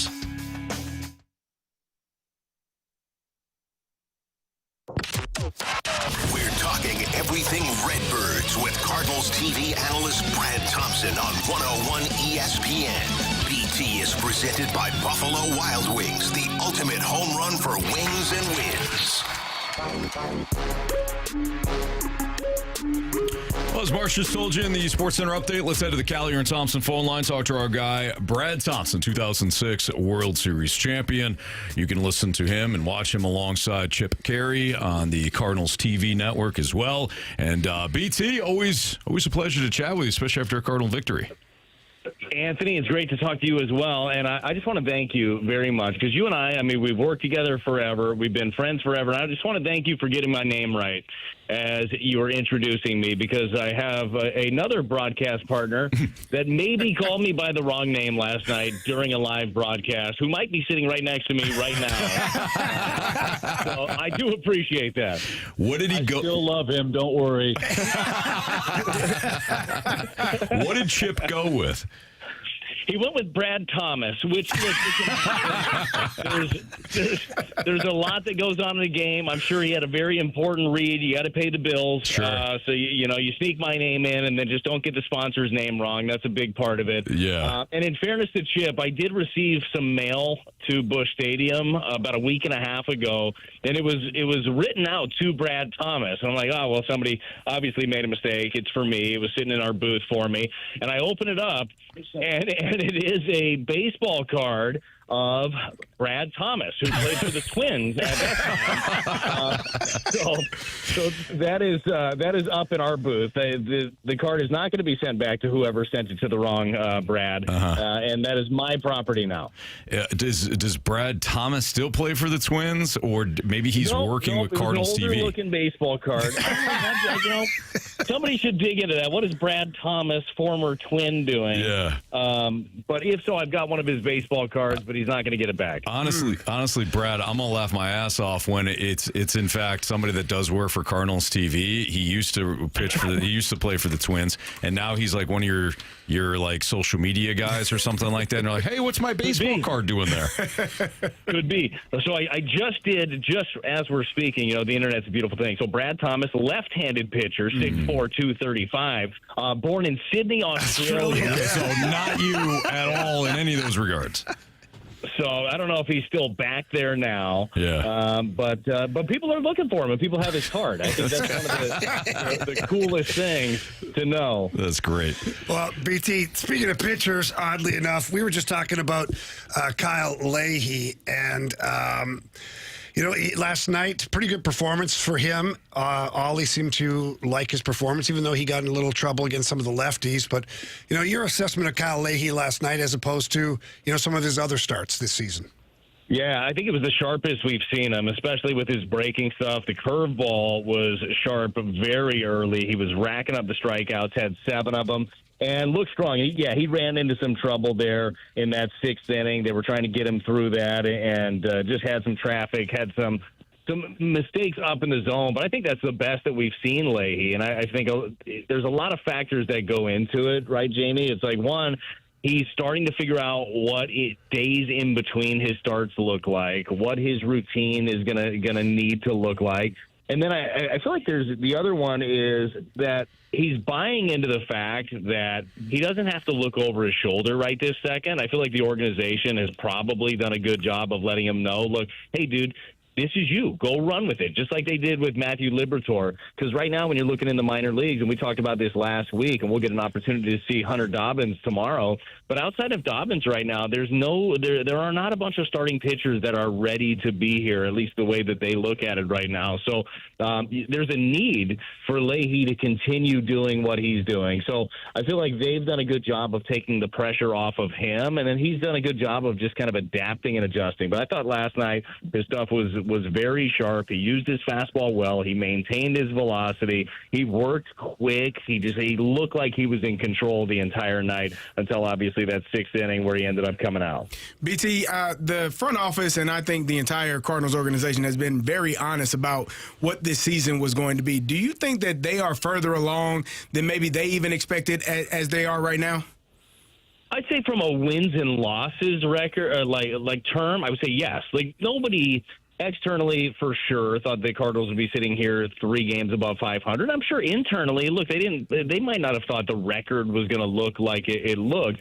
Now, in terms of like progression for this team, there's a lot of room to grow for this club. This club is so young. We were just in Ollie's office right before you guys called, and we were talking about that, like how young this team is, how the margins on a given night are going to be very tight, and the little things that matter. He said, hey, how many times have you seen this club this year not take an extra 90 feet when they could? And the answer is very few, right? Like all of these little things really end up mattering for a young club. And then as they progress and get better and better and become the players that they're eventually going to grow into, all those little details are going to matter a ton. So I would say that they are outperforming maybe many expectations, certainly externally. But internally, it's what I love about their process right now is that every single day has its own identity. So yesterday matters not. Like nothing about that game matters. It doesn't matter that you put up a 6-spot early and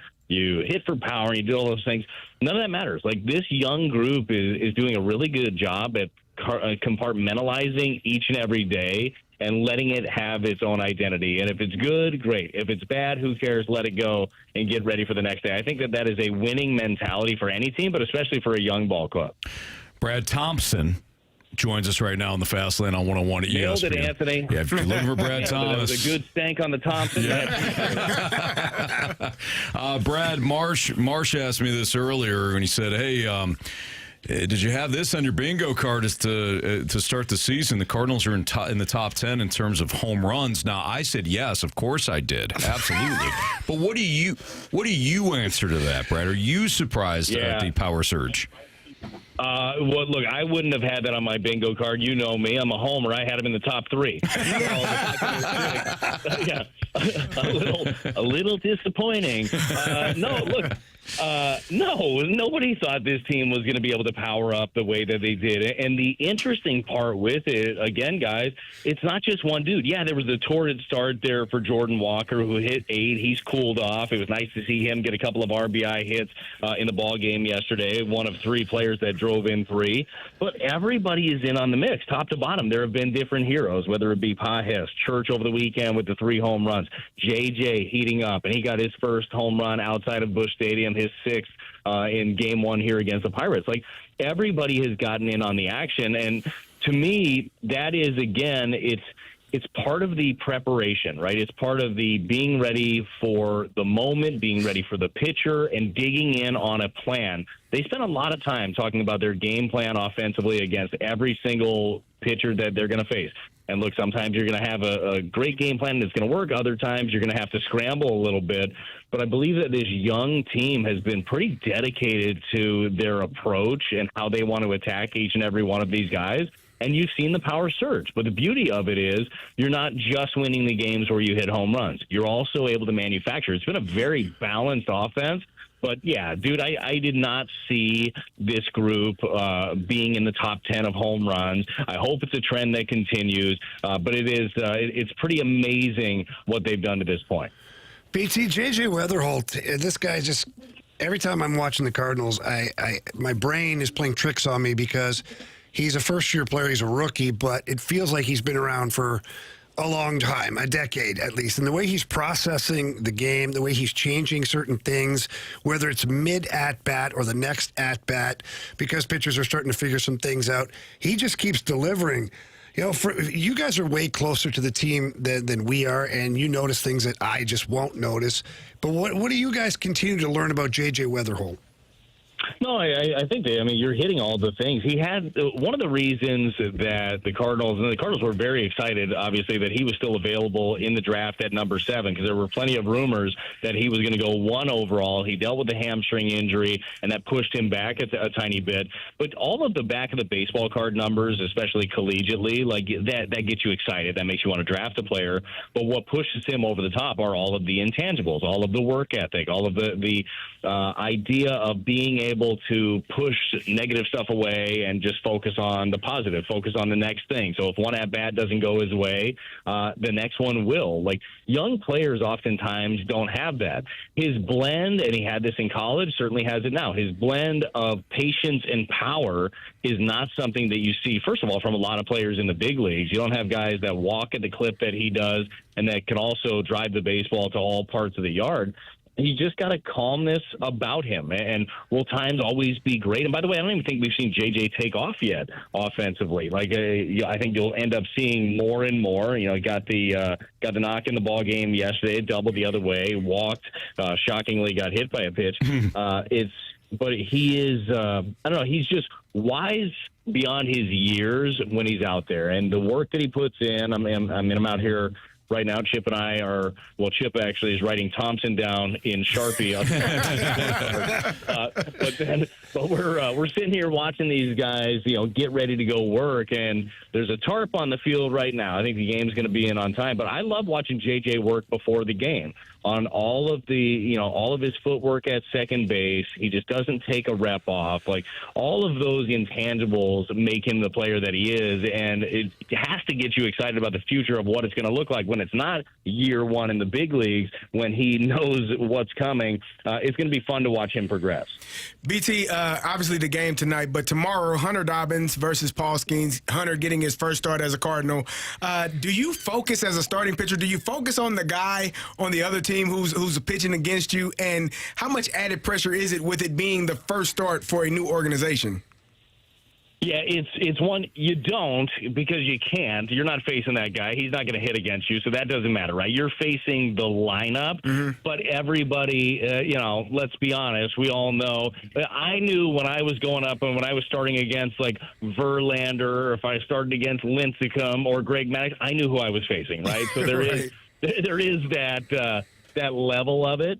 But at the end of the day, it's about him just going about his business, right? This is a guy that, not a veteran by any means, but had 11 starts last year, 13 games with the Red Sox. The organization, like, really, really likes him and is excited for this opportunity for him. And certainly there will be more and more opportunities in the future for Dobbins. But yeah, the big key is you just focus on the lineup. That's all of the prep is going to be, how does his arsenal play against the lineup that the Pirates throw out there. But in the back of your head, you still know that runs are going to be at a premium, right? When you're facing a guy like that. If you give up a couple early, you think, oh, crap, now we got to come back against Paul Skeens. Like, that's human nature, but you can't let it consume you. Brad, we'll let you go. We know you're prepping for tonight's game. Have a great call, and we'll talk to you again next week. All right, fellas. You guys have a great week, great weekend, and I'll talk to you soon. All right, sounds good. Thanks, BT. See ya. All right, see you guys. That's Brad Thompson here in the Fast Lane on 101 ESPN. Carey Davis, Jamie Rivers, Anthony Stalter. We got Prove Me Wrong coming up next. So if you have a Prove Me Wrong statement that you want Carey, Jamie, or me to have to prove wrong, send it into the Air Comfort Service text line at 314-399-9646. Again, Prove Me Wrong next.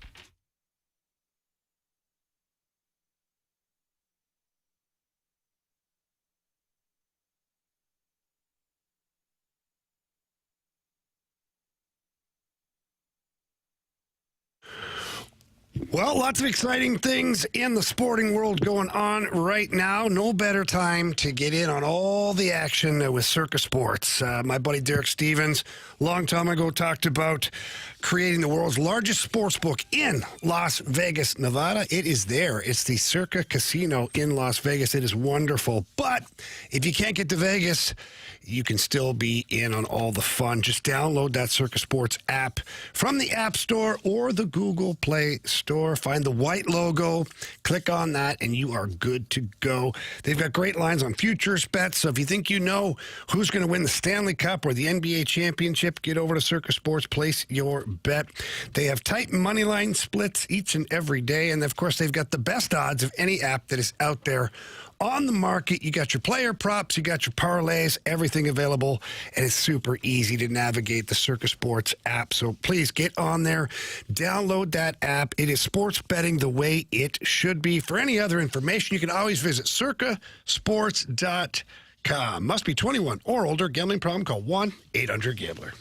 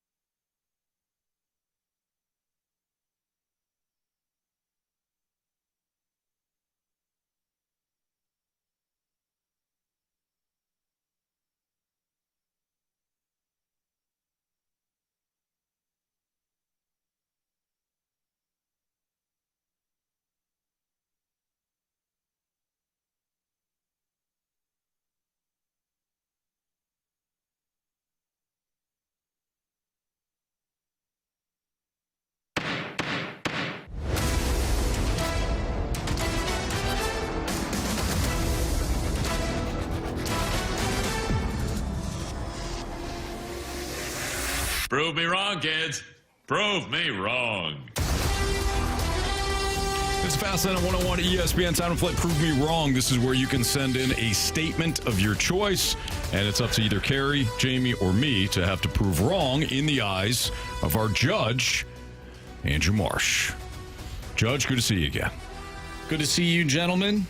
I think we have a fun one to start things off. Good. We love and it's fun from ones. the 618. Prove me wrong. In a Royal Rumble style wrestling match of the 101 ESPN radio staff, Anthony Stalter would win because he's the villain with the best storyline. Are you kidding me? Are you kidding me? Have you seen my guy, Carey Davis?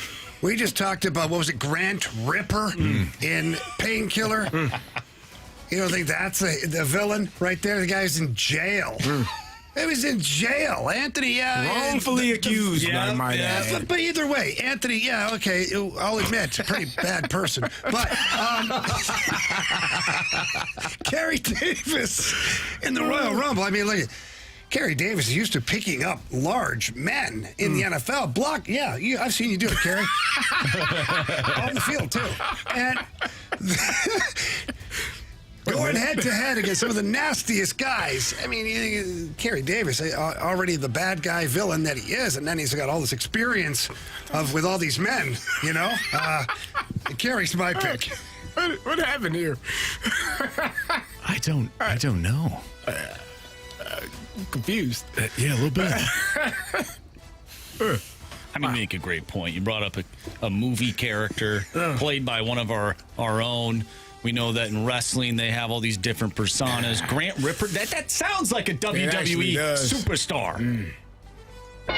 Thank you. Nice job, Jamie. Sorry, Anthony, you'd be the first one tossed over. No, man. No, actually, you would not be the first. There's a few other people Who would be the first tossed over?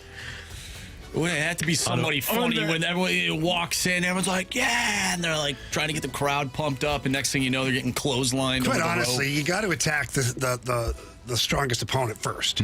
Because you've got the most energy at that point. You're not going to have to worry about T-Bone later on in the corner. Like, you get to him in a few minutes. It's just fine. One chair. He might still be there or not by that point, but I think you got to go for the biggest competitor right away. Wow. And maybe even team up with somebody else and get them out. It's not bad. At one point, though, you will have to turn on each other. All right, from a 314, prove me wrong. The Cardinals will squeak into a wild card spot at the end of the year. There's a little heads up here. The Cardinals occupy that final wild card spot right now. Now with that pitching, I hate to say it, but now without that pitching, you know, the pitching staff thus far for the Cardinals has gotten by because the offense has been so good. But you still need pitching to get into the playoffs, let alone try to win a playoff series. And right now they have stockpiled a bunch of guys that at best are threes, at worst are, well, they wouldn't even be in most rotations. We were talking about Kyle Leahy having a great start last night, great in comparison to his previous outings. Palante's been fine. Yeah, for a fifth starter. Matthew Liberatore, that's your ace right now. It's your number one. That's your opening day starter. And barely get through 4 right now. So, no, that pitching staff not good. Did I mention the bullpen? A couple times. Okay. Yeah, the bullpen. Absolutely dreadful. Wow. Not about the negativity today. This team's won 2 in a row. Kidding me? That bullpen, they've been terrible. You can only get better from here, right? They're in a playoff spot right now, Judge, and their bullpen has been awful. You know, I feel like you looked at all the evidence and you said, DNA, what's that good for anyways? Just 3 little letters. Who cares? Probably stands for did not attack. You know? That's where I feel like that's what you just did. He didn't disagree. Yeah. Just kept going. Kept the feet moving. Is this not an opinionated segment? Am I not the judge? No, you are. You are. It's the judge's opinion that matters, right? Listen, it's final. You're 100% right, Judge. All right, well, let's move on. From the 636, prove me wrong. There's no better jersey in the NHL playoffs this year than the Pittsburgh Penguins' home solid yellow jersey. I mean, I would normally agree with that because I black and yellow. You know, the city of Pittsburgh. That's just what they all do. But there's something about those Buffalo Sabres blue jerseys for me that just hits different. I see, and you're talking about it. It's right in that area, right in that vicinity. You know, it hits me, and I'm like, ooh, I enjoy it. I actually was at the airport the other day, saw a young lad with one of those on, and the amount of pride that young man had to wear that jersey for a team that ain't been there in a number of years, and he was wearing that thing proudly. I was like, you go ahead, young man. You represent those Buffalo Sabres because that team ain't been there in so long. You might not even been alive the last time they were there. And look at you walking around with pride. And it was almost glowing. It was standing out. I was like, yeah, that thing looks nice. That's the Buffalo Sabres for me, man. Yeah, I would agree. And the Pittsburgh, that yellow, looks a little bit like mustard, and the helmet with the matte yellow, it's not doing it for me. Sorry. You can almost smell how bad it is. Yeah. It's black and yellow, not yellow and black. Yeah. You know? I would agree. Now, Marshy, just off topic. Yes. If the Penguins had those yellow jerseys with a black helmet, I actually made a comment about that to my buddy the other day. I was wondering, what would this look like if they had black buckets on? Yeah. I think it would look better. So that's what Ashley said the other because night. it would match I think the it's pants. just the ugly helmets. I do. That's what I think it is. It's still like yellow jersey. It's like, okay. I prefer the normal one, but I think if they did have a black helmet, it would look better. It can't look worse. It literally cannot look worse. By the way, speaking of the Sabres, Carey just brought up, the Buffalo Sabres. Did you see Ryan Whitney of Spit and Chicklets do the sword chug? Saber chug or whatever it is. He had to address it on social media. It was one of the worst beer chugging displays I think I've ever seen. I don't know if he understood the assignment. Yeah. I really don't. It was tough. First of all, he didn't have a full saber of beer. It was like a quarter of the saber of beer, and he's trying to drink it, and it's like not quite getting there, and he's trying to pump up the crowd, which makes the beer go back into the saber. It was a debacle. It's pretty funny. This is a problem. Yeah, well, Dave Portnoy even released a statement. Team Portnoy is like, all the work I've done over the years. Ryan Whitney ruined it in one moment for Barstool. Oh, jeez. He was being funny, but that's hilarious. Yeah. It was not great. He did say in his little video that he posted to social media that he didn't want to get the beer on the jersey, but you have to own that. You just have You're to in own Buffalo. it. You should have just smashed it over your head. They would have been fine with that. They jump through tables for football games. What do they care? They skate down the road with rollerblades on, high-fiving people in their cars. Tackling people, too. The Blade Gang. Have you seen them? They're an interesting group. Would you do that? Would you guys be up to doing that? I don't think so. No? Yeah. How come? Got kids. Okay. Let's do one more here. This one should be quick. From the 314, prove me wrong. The New York Football Giants will win at least one playoff game next season. What? Who's there? Who's their backup quarterback? Because you're going to want to know that. Seeing as how Jackson Dart is very likely to get hurt. Famous Jameis Winston still the backup QB, and look, he's good for a game or two, but he ain't good for 8. Hell, he ain't good for 4, Judge. He's fine. When it comes to this Giants team, still don't think they have enough in the secondary. Running game lacks. Non-existent. I mean, lacks, period. Harbaugh is fine. I mean, the Eagles still play in the division? I forget. Yeah. Eagles still around? Yeah. All right. Do all the NFC North teams, Judge, still exist? Yep. Okay. Yeah. All right. The Seahawks. Cowboys are probably better than that. Exactly. So, yeah, I rest my case. The Giants aren't going to win a playoff game. Let it get to one. Oh, wow. Thank you. Thank you, Judge. All right, we got the Gauntlet. Do we have a new Gauntlet contestant? We do. We have Brian who will join the show today. Excellent. We'll talk to Brian and have the Gauntlet next on 101 ESPN.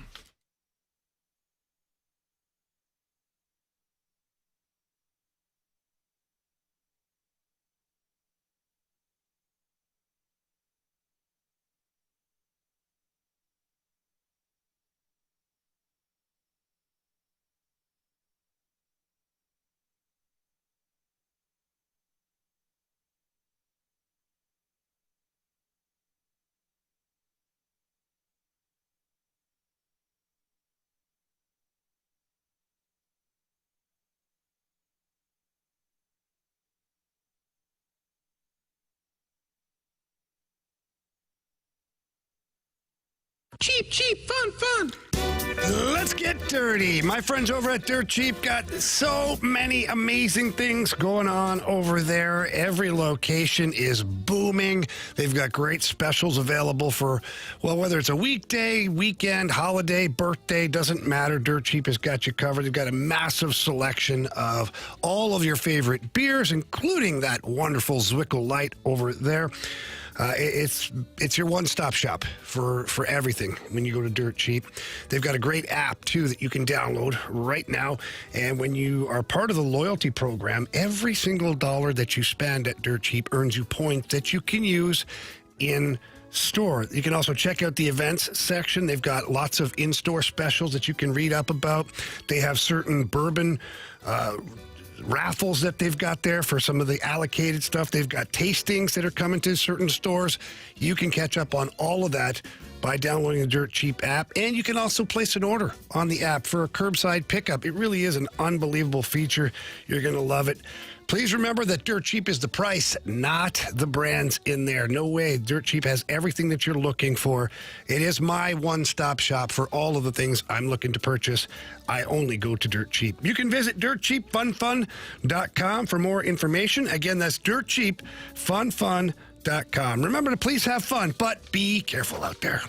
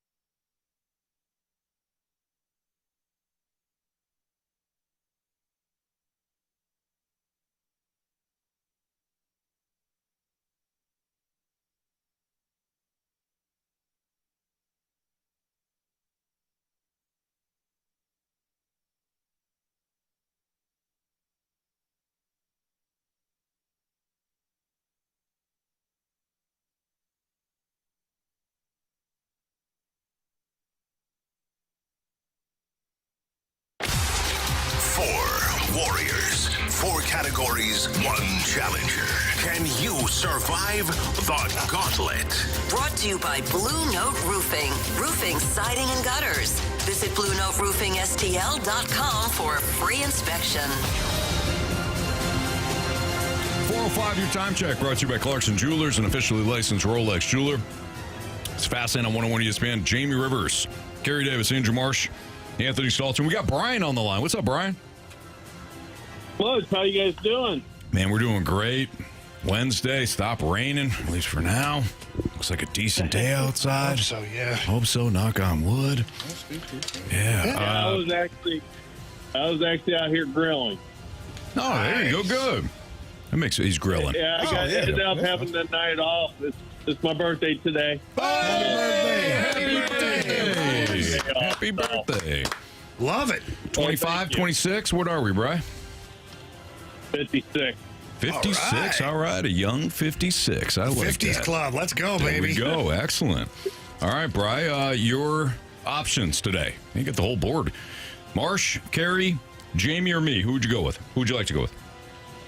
Okay, well, when I was on the beach streak, Anthony, you were on vacation, and I told the guys that I met Jamie down there opening day one day, and I told Jamie if I ever was on here, I was taking Jamie on. Yes. So you talk the talk, you got to walk the walk. So I respect Jamie, that, Bri. Me and you. All right, Brian, let's go, baby. Good luck.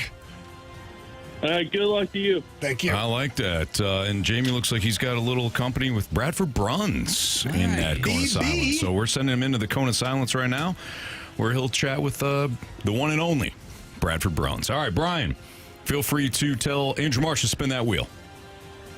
Spin the wheel, Mark. Now, Brian, do you want to tempt fate and tell us what you want? Anything. I've listened long enough. Okay, all right. Now, if you think it, the wheel will also know. So were you thinking anything there? Nope. I wasn't thinking anything at all. I'm open-minded. Okay. Anything's fine. The wheel is done spinning. We know what the category is. Marsh is already pulling out the questions. So what were you hoping for today? Like I said, open-minded. I'm just happy to be on. He ain't going to tell you. Your category today, Brian, is... The email. I've been a 10-year listener. I love it. All right, so, Brian, your category today is baseball. Sounds good. Okay. You get 4 baseball-related questions. Each one is worth 2 points unless you ask for the options. If you ask for the options, those questions, as you know, are worth 1 point. Are you ready? Yes, I am. All right. Question 1. Nathan Church is on a heater right now with 4 homers in the last week. Where did the Cardinals outfielder play his college ball? Give me the options. Pepperdine, BYU, or UC Irvine? Ooh, UCI, Irvine sounds right. I'm going with Irvine. Final question? Final answer? Final. Yeah. Question number 2. The Red Sox officially fired Alex Cora on Saturday night. He served as Boston's manager since 2018 when the club dominated this National League squad in the World Series.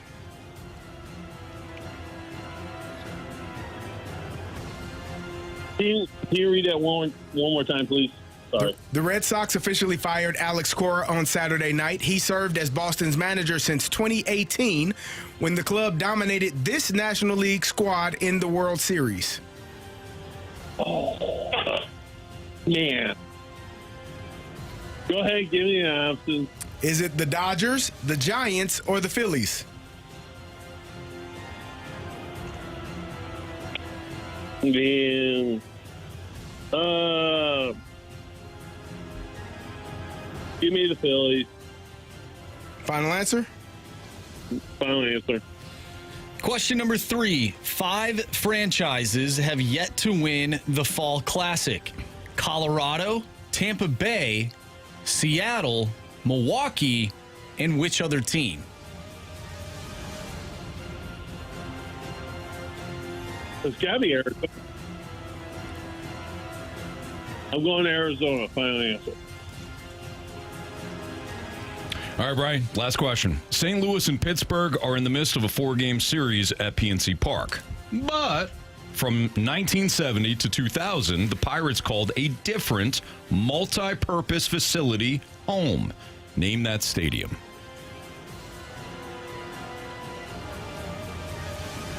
Okay.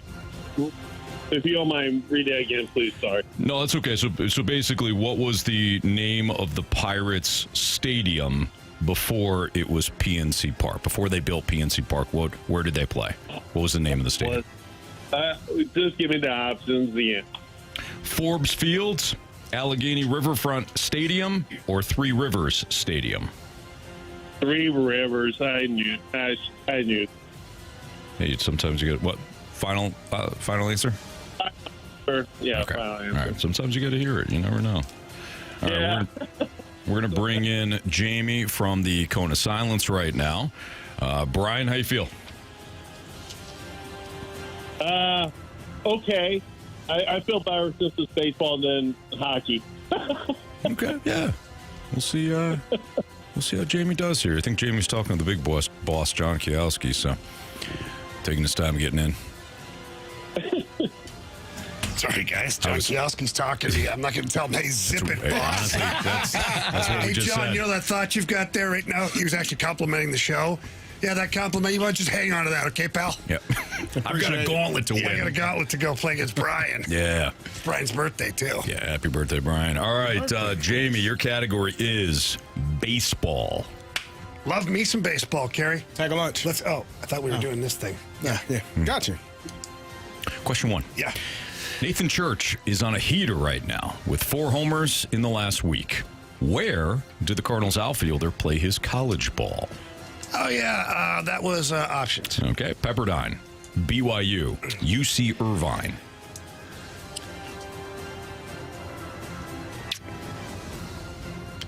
UC Irvine. Sounds like something I wouldn't know anything about. So let's go with that one. Do they even have baseball? Final answer.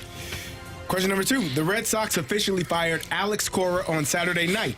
He served as Boston's manager since 2018 when that club dominated this National League squad in the World Series. Sorry, read that again, please. Sorry. Okay. The Red Sox officially fired Alex Cora on Saturday night.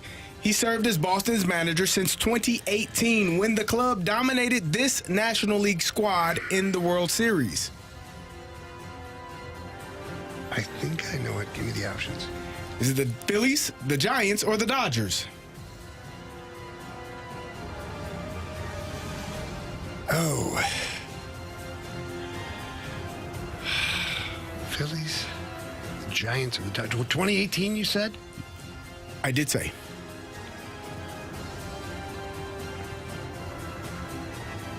I think it was the Phillies. Final answer. Question number 3. 5 franchises have yet to win the Fall Classic. Colorado, Tampa Bay, Seattle, Milwaukee, and which other team? The Fall Classic, huh? Give me those teams again, please. Colorado, Tampa Bay, Seattle, Milwaukee, and which other team? Options. Options are the Angels, the Padres, or the Twins. Ooh, the Padres. Final answer. Final question. St. Louis and Pittsburgh are in the midst of a 4-game series at PNC Park. But from 1970 to 2000, the Pirates called a different multi-purpose facility home.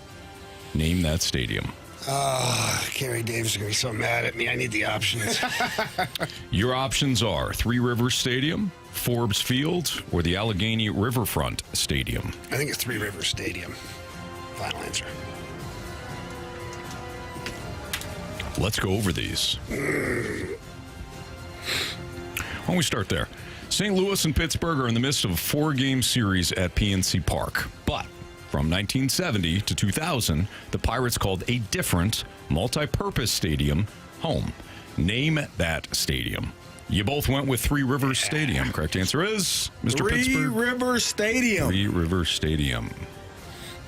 Both of you needed the options, so we have a 1-1 tie. Nathan Church is on a heater right now with 4 homers in the last week. Where did the Cardinals outfielder play his college ball? You both went with UC Irvine. Correct answer is? It is UC Irvine. Marshy, what's the mascot? Well, I know UC Santa Cruz is the Banana Slugs. What? I can't remember what UC Irvine I want to is, say though. they're like the antelopes or anteaters or something. Either way. I didn't think they had baseball. Anteaters. There you go. Yeah. So I think Grand Canyon University, GCU, is the Lopes. They are. Yeah. Yeah. The antelopes. Where the antelopes prey, run, something. All right. Mm-hmm. Yep. Their mascot, UC Irvine, Peter the Anteater. That makes sense. That makes like sense. that. All right. So you guys both use the options on that one as well. So we have a 2-2 tie. Man. The Red Sox officially fired Alex Cora on Saturday night. He had served as Boston's manager since 2018 when that club dominated this National League squad in the World Series. You both went with the Phillies. Correct answer is? The Dodgers. The Dodgers was the correct answer. So again, we're still tied 2-2. Will it come down to this? 5 franchises have yet to win the Fall Classic. Colorado, Tampa Bay, Seattle, Milwaukee, and who? Jamie, with the options, went with the Padres. Oh, no. Brian, without the options, went with the Diamondbacks. Correct answer is... It is the San Diego Padres. Brian. You have chosen poorly. You lose. Not today. Brian, he got you 3-2, man. Sorry. All good. All good. It was worth a try. Yeah, it was. You can still grill and you still enjoy your birthday, man. Happy birthday to you. Happy birthday, Brian. All right. Well, thanks a lot, guys. And I love you guys. And you guys have a great show. So Appreciate you, man. Thank you, Brian. Thank you very much. Thank you. We'll see you. Hey. All right. Bye. Take care. Brian's a nice guy. He beat him on his birthday, though. Had to. Terrible. Had Proud of to. yourself. Unfortunately, the Diamondbacks, of course. They won it with Luis Schilling. Gonzalez No, was it? Yeah. singling up the middle Yeah. on Mariano Rivera and the Yankees. They had those awful uniforms. uniforms. Diamondbacks. Those are bad. Those were bad. The no sleeves, Yeah, with those the purple, sleeves, yeah. the purple sleeve. Yeah, You didn't like those? Nah. Not their best look. I don't think they've had a good look, quite frankly. You don't like the Pretty all tough black to look good as a with the- Diamondback, Anthony. That's true. You know what? You're right. You're right, Jamie. No, I haven't really liked the Diamondbacks uniforms. Now, the Paul Goldschmidt era Diamondback uniforms were awful. They're boring. Yes. Those were terrible. Yeah. I like the teal. ones. Yeah, The they had like a teal bunch of lettering. different colors and stuff. They haven't really found themselves, those Diamondbacks. You know, They have. they just haven't. I think their first look is their best look. Now, you say you don't like it. Maybe that just goes to show that they need a rebrand of some sort. They definitely need some help. They need some help for sure. All right, Jamie wins today 3-2. Sports Six Pack Part 1's coming up, 314-399-9646 of the Air Comfort Service text line. So if you have any questions for us, send them right now into the Air Comfort Service text line. We'll answer them next.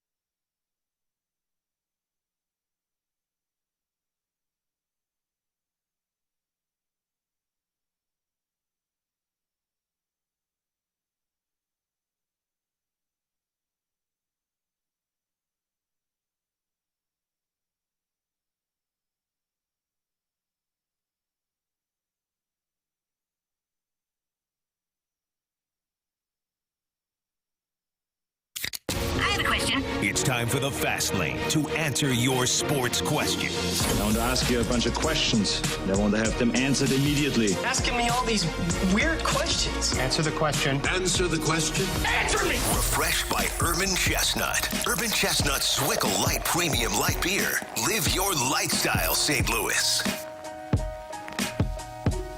Time for the Sports Six-Pack, Part 1, here in the Fast Lane on 101 ESPN. Carey Davis, Jamie Rivers, Anthony Stalter, Andrew Marsh with question 1. Question number 1. All right, let's go to the 618.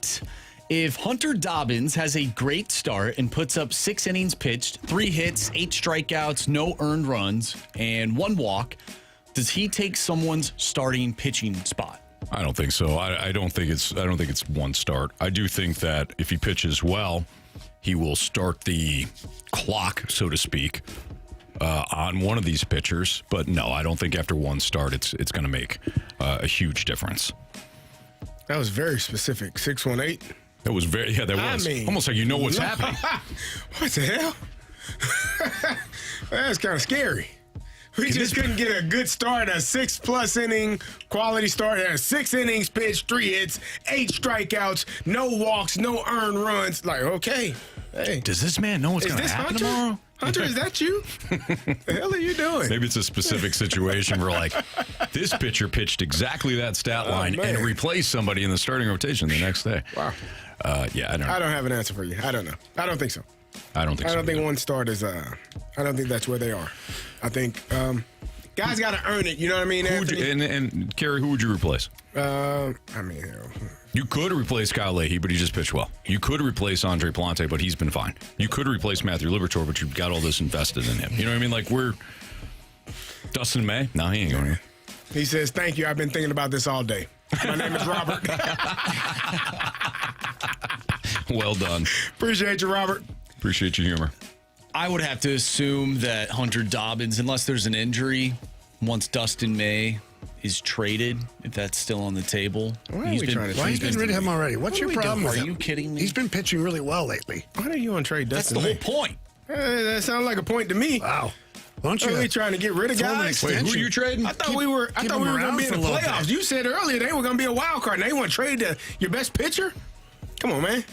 What are we doing here? Were we just quitting at the deadline? Hold on. Did you say Dustin May? Yeah. Now you're on board? What? I was alone. Just rowing out to the island by myself with the whole Dustin May thing. And here I am, Anthony, with a life boat. I don't listen. I don't want your lifeboat now. Here I am with a wooden board in the ocean here to save you. Unlike some people that stand on or sit on a wooden board, they don't allow those people to hop on. Yeah, I don't like where this is going at all. This is just kind of weird. All of a sudden, Marshy. Just saying. You know, I think we should just keep everybody.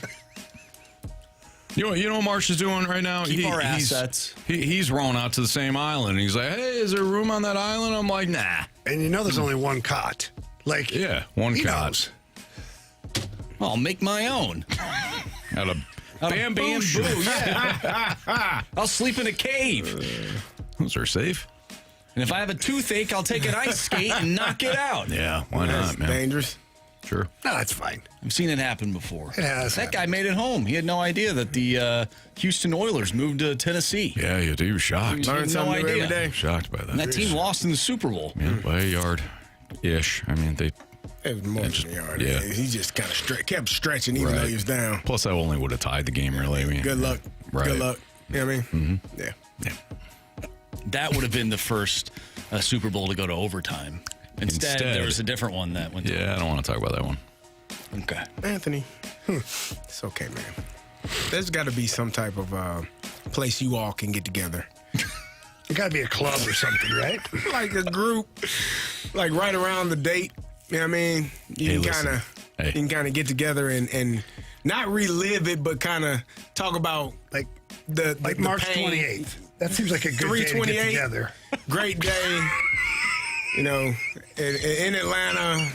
They got a great park down there. Everyone come together. They do. And you know, late at night. Peachtree Street. Yeah, late at night. Down where they used to have the Olympic Olympic Village. Yeah. Get down there, have a Have a few I don't need it. beverages. You guys can all get your I've seen a more important Falcons team Dan Quinn win 2 outfits on. titles back to back. And how did that game make you feel? What impact did that game have on the rest of your life? Has it replaced all of the others? Yeah, yeah. It's absolutely completely fulfilled. Did you like DM the Atlanta Falcons and say this is how you do it? You up? This is how you do it, man. You watch this. Pay attention. We didn't blow the lead. You send them. Hey, send them Killian's footage. I'm telling you. Well, listen, that was the other thing. I sent Killian's footage to a scout that I know and trust very much, and he's excited about it too. So now I'm really excited. Yeah, Killian's how old? 8. Yeah, let's get a scouting video. Get it rolling. Can never start too early. You got to travel. Start too early. According to the text line, you got to travel so you can get recruited all over the country. Make sure the scouts see him up in Chicago. Listen, I've got a scout right here in St. Louis who's played the running back position. He's played it quite well. Okay, won a Super Bowl. So I don't need to go anywhere else. I got you, man. I've heard about him. He's a good kid. He knows high school, he knows college, he knows pro. Yeah. So the new baby Gronk, are you gonna be that type of father? Already is. Yeah, probably. No question. Yeah. You have to reel him back. Like, come on, man. Get a break. I pull him out of school. You don't need that anymore. No, it's your off day, son. Yeah. You don't need school. Get on the video room here. When I saw Anthony at the game on Sunday, when he was squatting down, showing the playbook, I could have swore at some point Anthony was going to go behind center and start doing a snap count or something. Move over. I'll take this one. Yeah, the kids going, Omaha! Yeah, exactly. Christian McCaffrey, he was doing one of the podcasts, and he said how his father didn't let him wear jeans to school on, like, days where he had games. He had to do IVs because he's like, the jeans were restrictive, so you want to be loose. Yeah. Anthony. I'll tell you what. They asked me the last time Killian wore some jeans. Not happening. And it won't happen. My son doesn't wear jeans either. I don't know what the hell that is. Yeah. Huh? My son doesn't wear jeans either. When I was young, I hated jeans. I don't know. My kids... You're more comfortable with the sweatpants and stuff. Yeah, all day, every day. Yeah. I used to wear jeans all the time. Although the jeans nowadays, I'm wearing jeans now. They're very comfortable. They're different jeans. It's not like your traditional jeans. Right. You had to wash them 25 times just to loosen them up. They're almost bulletproof. Yeah. They're made of concrete, I think. Thick as can be. Yep. I just purchased mine at Home Depot. Yeah. Construction. Hey, Dad, you going down to the depot there? Get a new screwdriver? Can you give me some jeans? Give me a couple of jeans and one of those really nice-looking collared shirts they got in there. Flannel, please. Marcy, what were you saying? Oh, I just purchased my first pair of jeans a couple months ago. First ever? First ever? No, not first ever, but like as an adult. Oh. Not as a child. I just never wore jeans. Yeah. So I'm like the kids. I just not about it. But I finally bought shorts. I don't blame you. My boy's wearing like nothing but shorts. Mm-hmm. Even in winter. Yeah. Some kids run hot. All right. Speaking of running hot, we got more questions coming. I don't know if that was a great transition. I don't really care. Just go with it. Pretend it's supposed to be there. Yeah. Do it. Yeah. More hot questions, more hot answers coming up. Part 2 of the Sports Six Pack next on 101 ESPN.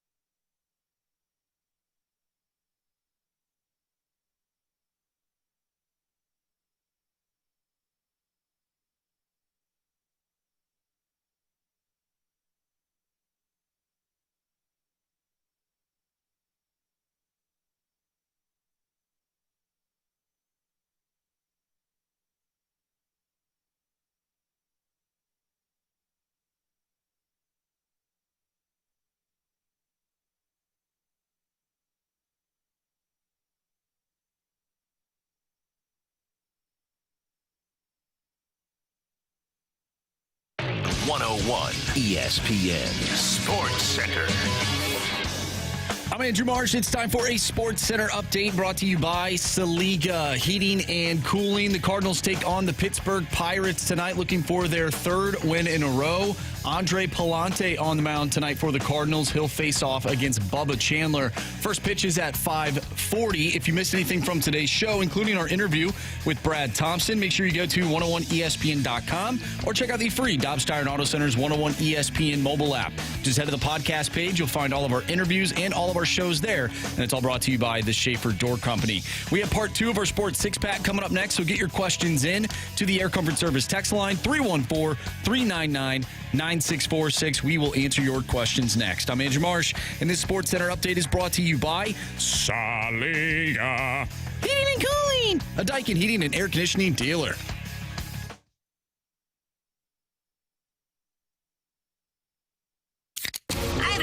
It's time for the Fast Lane to answer your sports questions. I want to ask you a bunch of questions. I want to have them answered immediately. Asking me all these weird questions. Answer the question. Answer the question. Answer me! Refreshed by Urban Chestnut. Urban Chestnut Swickle Light Premium Light Beer. Live your lifestyle, St. Louis. It's Fast Lane on 101 ESPN. Carey Davis, Jamie Rivers, Anthony Stalter. It's Andrew Marsh with question 3. Question number 3. We think. All right, Grant Francis Fan Club wants to know, of the remaining NHL first-round matchups, which team can least afford to lose this year? Which team? I think it's Edmonton. Yeah, it's definitely the Oilers.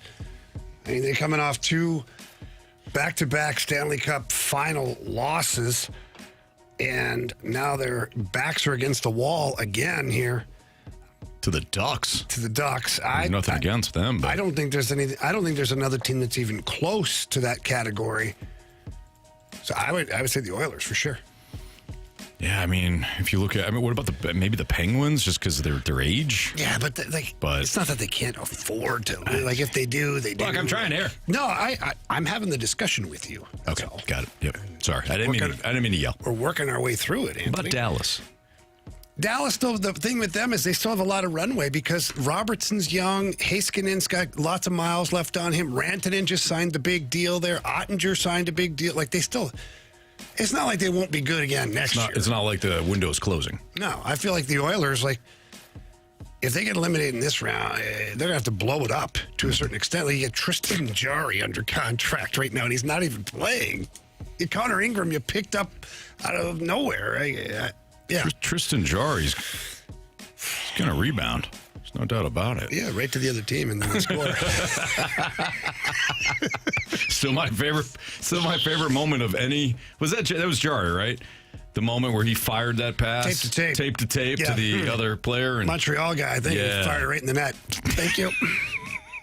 I knew then. I'm like, I'm not ever putting any money on this guy. That was incredible. Absolutely incredible. Mm-hmm. CD, Tristan Jarry, goaltending for the Penguins in, I think it was the first round of the playoffs. My man, in OT, got the puck and fired an absolute missile. Tape to tape right to the other team. The other team. Thank you. He went right up. In the net. Yep. Yeah. It was. I don't even know what he was thinking. It's like he didn't see the player standing there. Yeah. It was bad. Didn't matter. Details. Yep. Matter. All right, go ahead, Marsh. Question number 4. By the way, I think we only did one question. No, that doesn't sound like us. Because it was the Cardinals question that led to you guys throwing me under the bus about Dustin May, which led us to an island, which then led us to the Falcons, which then led us to talking about jeans. Okay, yeah, no, that makes sense now. That's wild. But we're going to skip question 2 and go to question number 4, obviously. From the 636, which Cardinal do you think will sustain their production? Which Cardinal will sustain their production? Ivan Herrera. Like the production we're seeing now? Yep. Okay. You disagree? You don't like Herrera? I loved her. It was the Islanders. He passed it right past to the Islanders. The Islander guy. There it is. In the open net. Whoops. Let's see. Yeah, Herrera's a good one. How about? I want to choose a solid one here. Hey, mine wasn't solid. No, yours was solid. Yeah, no, I want to add to it. I want to add to it. That's what he was saying. Yeah, that's exactly what he was saying. He didn't say it out loud, but I think that Matt Swanson will continue. What do you mean, Anthony? The question's the question. Yeah. Can you repeat that question? Maybe I misunderstood it. I don't think that's what they meant. It said production. It didn't say good production or bad production. It was just, It was just production. Production. Yeah. Is that Matt production? Swanson. That is a fair question. Not the production you want. Is it production is generally a positive thing. JJ Weatherholt. There you go. Yeah, poor production. Yeah. Producing the wrong things. Mm-hmm. You know? Yep. I'm with Jamie on this one. Yeah, you all may have found the loophole. Okay. Of course, Jamie did. Surprise, surprise. The hell? Yeah. Think you wouldn't? Of course you would. That's justified. Yeah. Of course you did. I'll say JJ Weatherholt. Jamie? Yeah. Sounds good. Hey. He checked out. Marshy? Question number 5. I thought you were going to give one. No, Anthony, you gave a really good one. Oh, thank you. Yeah. Wow. Swanson or JJ Weatherholt? It was 636. Do you guys think that within the next 5 years that the Blues will have one player to score 40 goals or more? In the next how many years? 5. Ugh. 40's a big number. It is. So what's your answer? It sounds like he thinks no. That's what I'm hearing. I mean, CD. Look, you still have Jordan Kyrou on your roster. He's the closest guy that's been there, so. Sounds like he thinks no. 40 goal scorer. Call me what you want. How many 40 goal scorers were in the NHL this year? I don't even know. Well, why don't we just look? Going to Because- stats. And facts. So if we look at the regular season in terms of goals, we have 1, 2, 3. Oh, we have a whole list of 40 goal scorers. I got to click on the next tab. Yeah, it says 15 players. Yeah, 15. So 15. A lot of folks. How many players in the NHL? How many? I have no idea. 700 something? I have no clue. I don't know. I'm just saying it's not easy to score 40, so I'll go with no. Okay. I think Jamie's right. I think the answer is no. I don't like that answer. By the way, we got a text from the 314. You guys are so negative on the Cardinals, more annoying than funny. Oh, really? So are you. Now we're handing out advice. You like that? That was you all. Yeah, you want to stick your nose in the conversation, huh? There you go. With you. I feel like we've been pretty complimentary of the Cardinals. We have been, but you know. Been doing nothing but rub their back all freaking year. And Right. this guy's One person sticking his tunes nose in. One person tunes in for 30 seconds. He And hears we something he appreciate doesn't. those 30 seconds. We'd appreciate if you get 3 more people to tune Or in. 280 people. You start with your 3, and you tune in for Yeah. an entire 736 roster spots in the NHL, guys, just in case you're wondering. You know, maybe you're the one that's negative since we've been so positive that you hear one negative thing and then you go to the negative. Oh, how do you like that? That's one way to. Maybe you should look at yourself in the mirror. That's how you spin it. Chances are you won't, though, because you won't like what's staring back at you. And that's the real issue. And I care about you, and I want to know what's going on in your life, that you would text in something like that. What's the real problem? Who are you really mad at? Dad? I think he's mad. I think he's mad at us. Well, no. I don't think so much. Not us. I think it goes a lot deeper than us. Maybe. I don't know. I don't see anything wrong with propping up players and then calling out players who aren't doing their job. Yeah, There's nothing wrong with that. Well, we know that, but We this just person don't, we're not doesn't. mean about it. We're sarcastic about it. Yeah, it's a huge difference. Yeah. I think we should end there. Yeah. I don't want to grow frustrated with this person that's having problems. We should get off 30 minutes early, too. Yeah, you know what? Just Yeah, because you know of what? this crap, I'm not staying till 6 o'clock today. Yeah, I'm not either. Carey, you in? Yeah, I'm in. All right. I'm out of here. Sounds good. Beat the streak, bet the board next on 101 ESPN.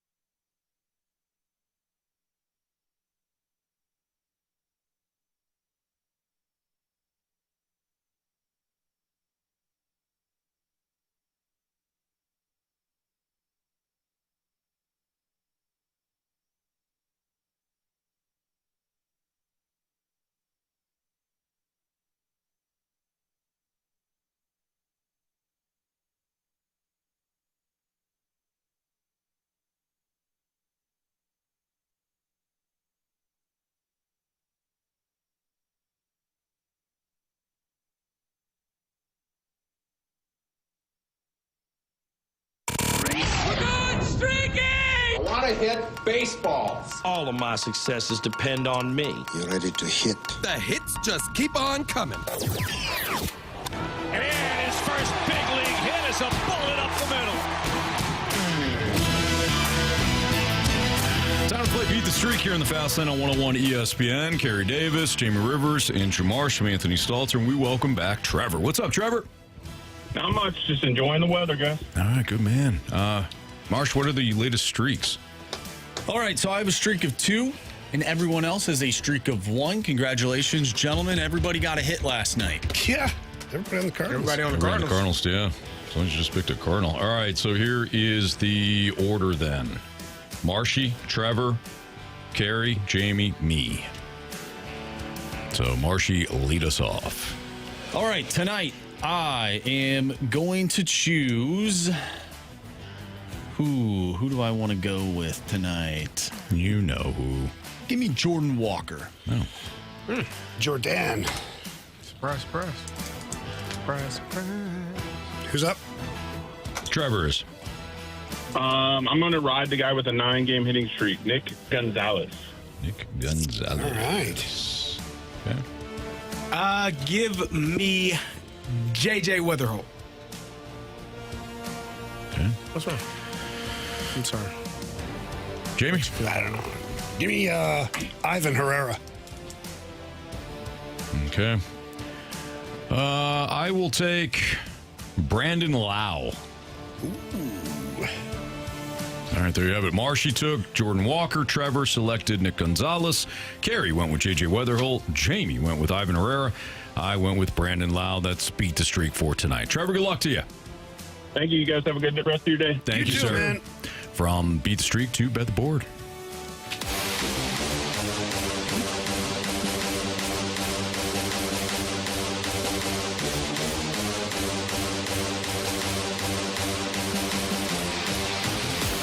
All right, so only Carey picked up a point last night, so he increases his lead. What, he's got 12 right now, Marsh? 12 points for Carey. Congratulations, Carey's a hell of a month, buddy. No kidding. Jamie and I have, what, 8? 9. 9. I mean, if you guys want to have 8 points, that's fine. No. Marshy, what do you have? I have 8 points, too. No, I have 5. Fiver. 5 and diver. Carey. Go ahead, Carey. Yeah. Put us away, Carey. Yeah. I am going to go with Bryce Terang. Hits, runs, RBI.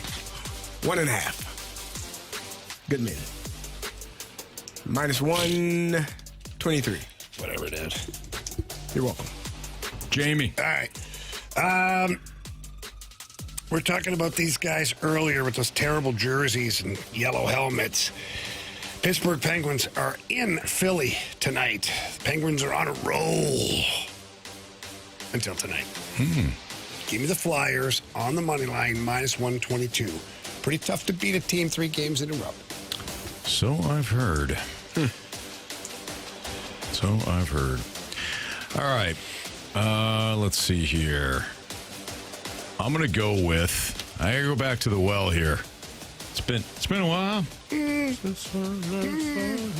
And I'm going to go with the Kansas City Royals on the first 5 innings tonight.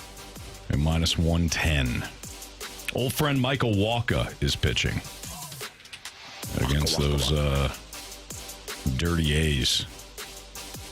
I don't know if they're dirty. First 5? First 5. All right. That's it.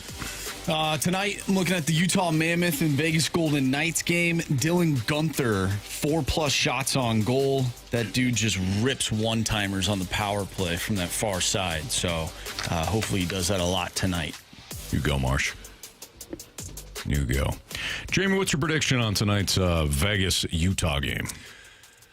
Oh, man. I think Vegas gets back on the board here tonight. Back in the confines there in lovely Las Vegas. I think they go up 3-2 tonight. Give us a final. Like a score? Yeah. Have fun. Have fun with it. I think it's 4-2 with an empty netter. 4-2. Okay. What about Montreal-Tampa? That one there is going to be unreal. Like I talked to you guys before, Tampa's at minus 170. I don't know why. I thought it'd be a lot closer to even odds in this game. I think the Lightning win this game. I think Montreal had a death grip on the series. They're up by 2 goals in the third period, pissed it away, and now you've given a Lightning team with lots of championship pedigree in their lineup. You've given them hope. Again, they're back. They're all square in this series. Now it's a race to 2 games, and they've got a home game tonight. I think the Lightning win like 4-1 tonight. A little hopium. Huh? A little hopium they're going to hand out. The Lightning. Yeah. Yeah. Sure. Okay. I don't think he agrees. I don't understand what the... Well, you said hope. I added hopium. Hope? Who hoped? You said hope. I said I hope? Yeah. Well, you said something hope. Oh, I said it 4-1. Bob Hope. Is that what you're talking about? Excellent golfer, too, by the way. Yeah. Underrated. Mm-hmm. Price is wrong. No, different Bob. Yep. That's Bob Barker. Him too. Barker. Yeah. Also a golfer. All Bobs. Also really. a golfer. Also a golfer. Yeah, Bob Barker, he had a streak at one point when he had the putt-putt game there. He had a I streak saw going. a documentary on old Bob Barker. Yeah. Did you? He knew what he wanted, and he went and got it, Carey. It wasn't great, Anthony. Oh, really? Oh, no. Yes. It was bad. No. Yeah. Very. There's no Bob Barker and the people around him. Yeah, man.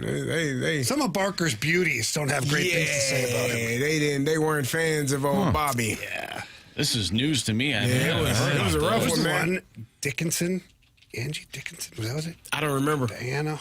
Maybe. I don't know. Boy, but a few of them. Tell you what, I liked when they were giving away a hot tub back when.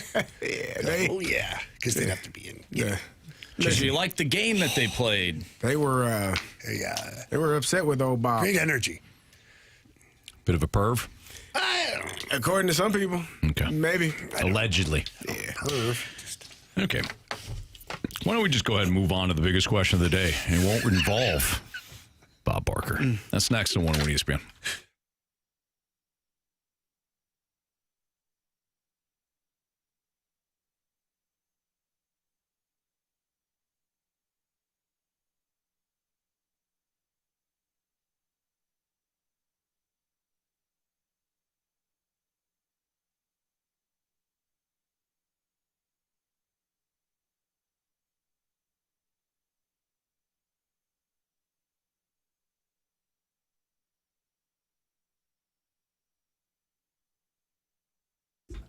Bet the Kentucky Derby on FanDuel, where you can bet on all of your favorite sports. And right now, all customers get a Derby bet reset. That means you'll get racing bonus back if your bet doesn't win. The app is super easy to use, and you don't have to be a racing expert to get in on the Derby action. So pick your favorite horse, pick a favorite horse, or pick the long shot, whatever you want to do. It's going to be a great weekend for the Kentucky Derby. Enjoy it and bet the fastest 2 minutes in sports on FanDuel. Again, the fastest 2 minutes in sports on FanDuel. Kentucky Derby and Kentucky Oaks are registered trademarks of Churchill Downs Incorporated. Must be 21 plus and present in Missouri. Verified FD racing account required. Refund is non-withdrawable racing site credit that expires 9 days after receipt. Max refund $10 unless otherwise specified. Restrictions apply. See terms at racing.fanduel.com. Gambling problem? Call 1-800-GAMBLER.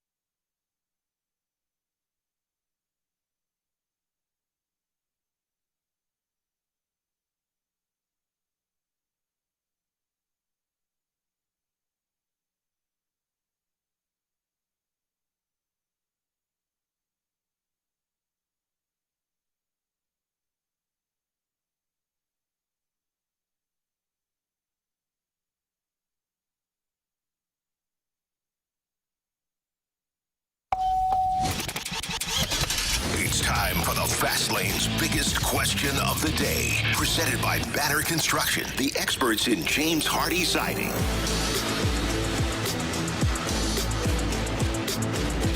5:04, your time check brought to you by Clarkson Jewelers, an officially licensed Rolex jeweler with Carey Davis and Jamie Rivers. I'm Anthony Stalter, Andrew Marsh with the biggest question of the day.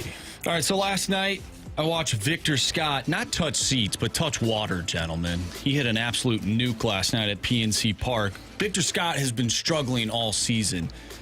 So when I was thinking about it, I was wondering, could one moment for Victor Scott change the course of his season? You guys obviously played at the highest level in your respective sport. Thank you, sir. When you were struggling, was there ever a moment in a specific game that sort of switched everything, where you're like, you know what? I've been thinking about this too much. I just got to go out there and play and do what I do best. And all of a sudden you took off. Do you remember a specific moment in your career where that happened? I don't know if like a specific moment. I do know for me that, like, when things would get jumbled up, you know, because you have those moments, and I joke about it now, but you get the puck and you're looking up the ice, and it seems like the other team has 8 players on the ice. Mm-hmm. It's like there's nowhere to go with it, and you don't always make the best plays in those moments. But I could always reset everything by playing physical.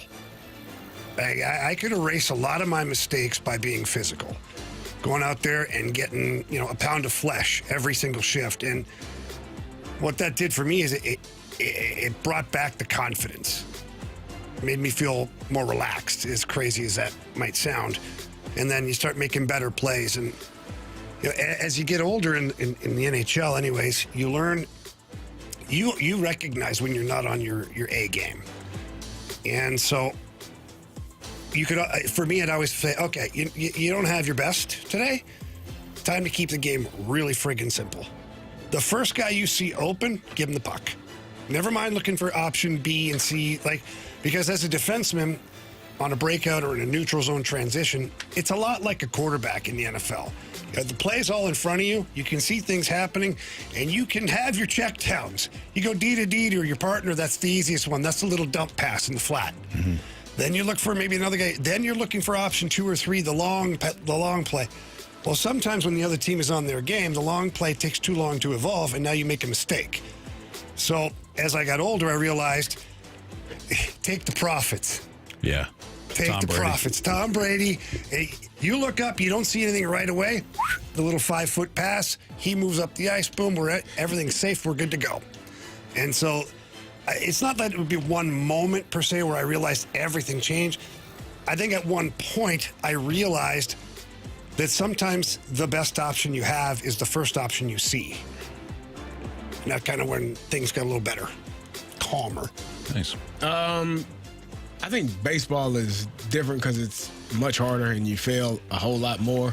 So I don't know if one hit can kind of transcend your entire season. He did go 1 for 5 last night. Yeah, so I don't know. It was a big hit. It absolutely was that his last at bat that he hit that though? No, it was first. It's first. Yeah. So I don't know if that matters. In football, I mean, like Jamie said, in hockey, you can always be physical, figure some things out. If you can't do anything else, you can go hit somebody, make a play, knock somebody out, knock someone down, block, be physical, be aggressive. That generally gets you out of whatever rut you're in.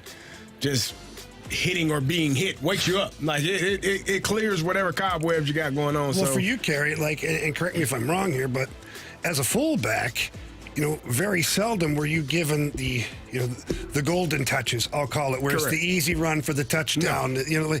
So I gotta go block somebody. You gotta for go them block to somebody score. because those other opportunities, those feel-good moments, right, that maybe some other skill position guy gets. And I get to feel good because I did my job and they scored the touchdown. So 100%. if I make a key block on the edge or block the linebacker up the middle and we scored the touchdown, or I'm pass proing and me picking up that linebacker gives the quarterback enough time to throw the ball downfield for a big play. Like, those are the things that, you can control. And so just finding a way to be a part of the game plan, whatever that is. So for Victor Scott, I think Jordan Walker has done a really good job of this. Even when he wasn't or hasn't been hitting, he's still impacting the game. Whether it's with his defense, whether it's making big plays with his arm, or on the base path, stealing bases, scoring runs. Like he's still impacting the game, and I think that Victor Scott can still do that, even if he isn't hitting, and he should. You still have to be a viable option to help the team. Getting on base, man, lean in, take one off the calf, off the shoulder, off the elbow, have a pad there. Get on base, go steal second, go steal third, find a way to score. And if you do that, then it's amazing the hits start happening more frequently. It's like, now that I'm more engaged and tuned into the game, now the other part of the game actually picks up as well. So I think all those other things will aid in that the hitting part of it at some point. Yeah, and I think for every athlete playing any pro sport, especially as a young guy, it's very difficult because you don't really know what you are yet. And you hear things about what your ceiling is or what you could be or who you remind people of, but you don't really know yet what the heck you are in the league. Where do you rank on the team, let alone the league? So the first couple of years, man, you're discovering what you're going to ultimately be. And it took me like 3 or 4 years of playing in the NHL before I realized what I was going to be. And, I've told the story before. The first couple of years, I still think I'm going to end up being this offensive guy. I just need a chance. Someone just had to give me a chance to play more on the power play, more on... Just give me a chance, coach. But that chance wasn't coming. That chance wasn't coming. So then you have to figure out, okay, so what am I then in this league? And how can I stay here? And what's the best version of me? And that's when I figured out that, okay, you're going to be a guy that plays physical. You're going to be a guy that sticks up for teammates. You're going to block shots. You're going to make the easy plays. You're going to make your coach's life easy by putting you on the ice. And the moment you can do that and the coaches then have confidence in you, you have confidence in yourself. It's not that the game becomes easy because it's never easy. You just feel more comfortable at that point. So for Victor Scott, he really doesn't know what he is yet. We know what his assets are. He's one of the fastest guys in Major League Baseball, plays great defense. Doesn't have a great arm, not a great at-bat guy. So how can he find his spot now every day on a lineup that's a winning lineup? Because right now, this Cardinals lineup, the way it sits, it's great that they are winning, but this is not a competitive team yet. So if Victor Scott wants to stay in Major League Baseball, he has to figure out what his role is ultimately on a competitive team so that he can continue to play. And that's probably the biggest job that lies ahead for Victor Scott, as well as Ollie Marmol and his staff, is maximizing what he can be. Well said. Blacked out there. What happened? It's perfect. I have nothing to add. All right, it's Fast Lane on 101 ESPN. We're off a little earlier today because that one texter ticked us off. Yep. Blame him. Also, the Lightning and Canadiens Game 5 pregame starts at 5:30. Yes. Let's go hockey. Texter. Let's do that hockey. Mostly the texture, though. Yeah. All right, we have criticisms and compliments as well as our 3 stars. That's next on 101 ESPN.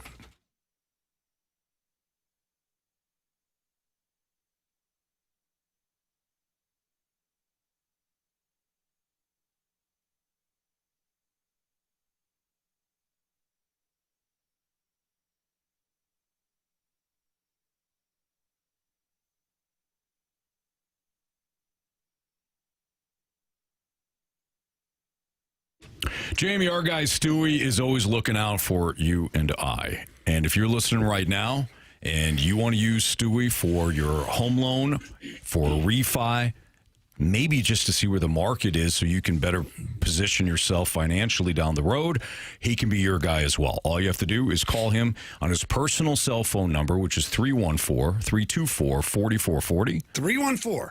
314-324-4440. And he'll set you up just like he did for Jamie and I. Yeah, and here's another thing, too, is Stewie's not opposed to being a second opinion for you. If you have a real estate agent you're dealing with, they have their preferred lender, they are talking to you about, the mortgage world, that's fine. They might be doing one heck of a great job. Get a second opinion. Talk to Stewie. Sometimes he knows certain things that other lenders have not experienced yet just because he's been in the business for so long, and he can offer you suggestions, and then it's up to you, obviously, to figure out things from there. But you got to give him a call. Again, his number is 314-324-4440. Call him, text him, day, night, anytime. If you can't remember all that, Anthony? You can always Google the Bagel Loan. NMLS number 226715.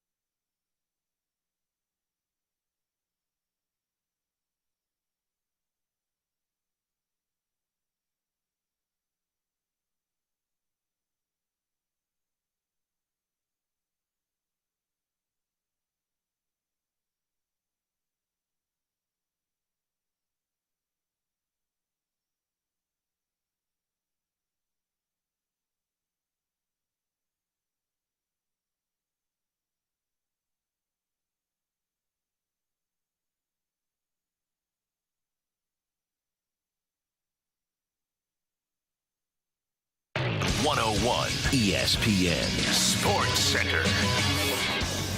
I'm Andrew Marsh. It's time for a Sports Center update brought to you by Universal Windows Direct. We are off early today because we have Game 5 between the Lightning and the Canadiens.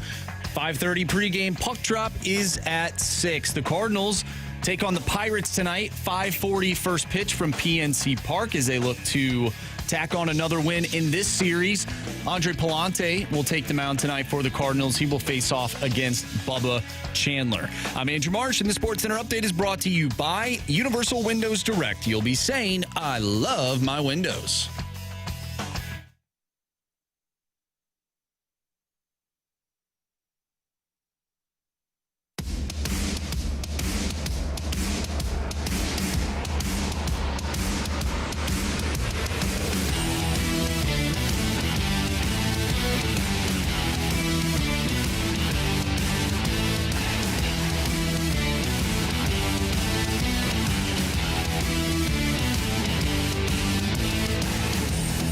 If you missed anything from today's show, you can always download the podcast available at 101ESPN.com or on your 101 ESPN Dobbs Star and Owner Center's mobile app. All the podcasts brought to you by Schaefer Door Company.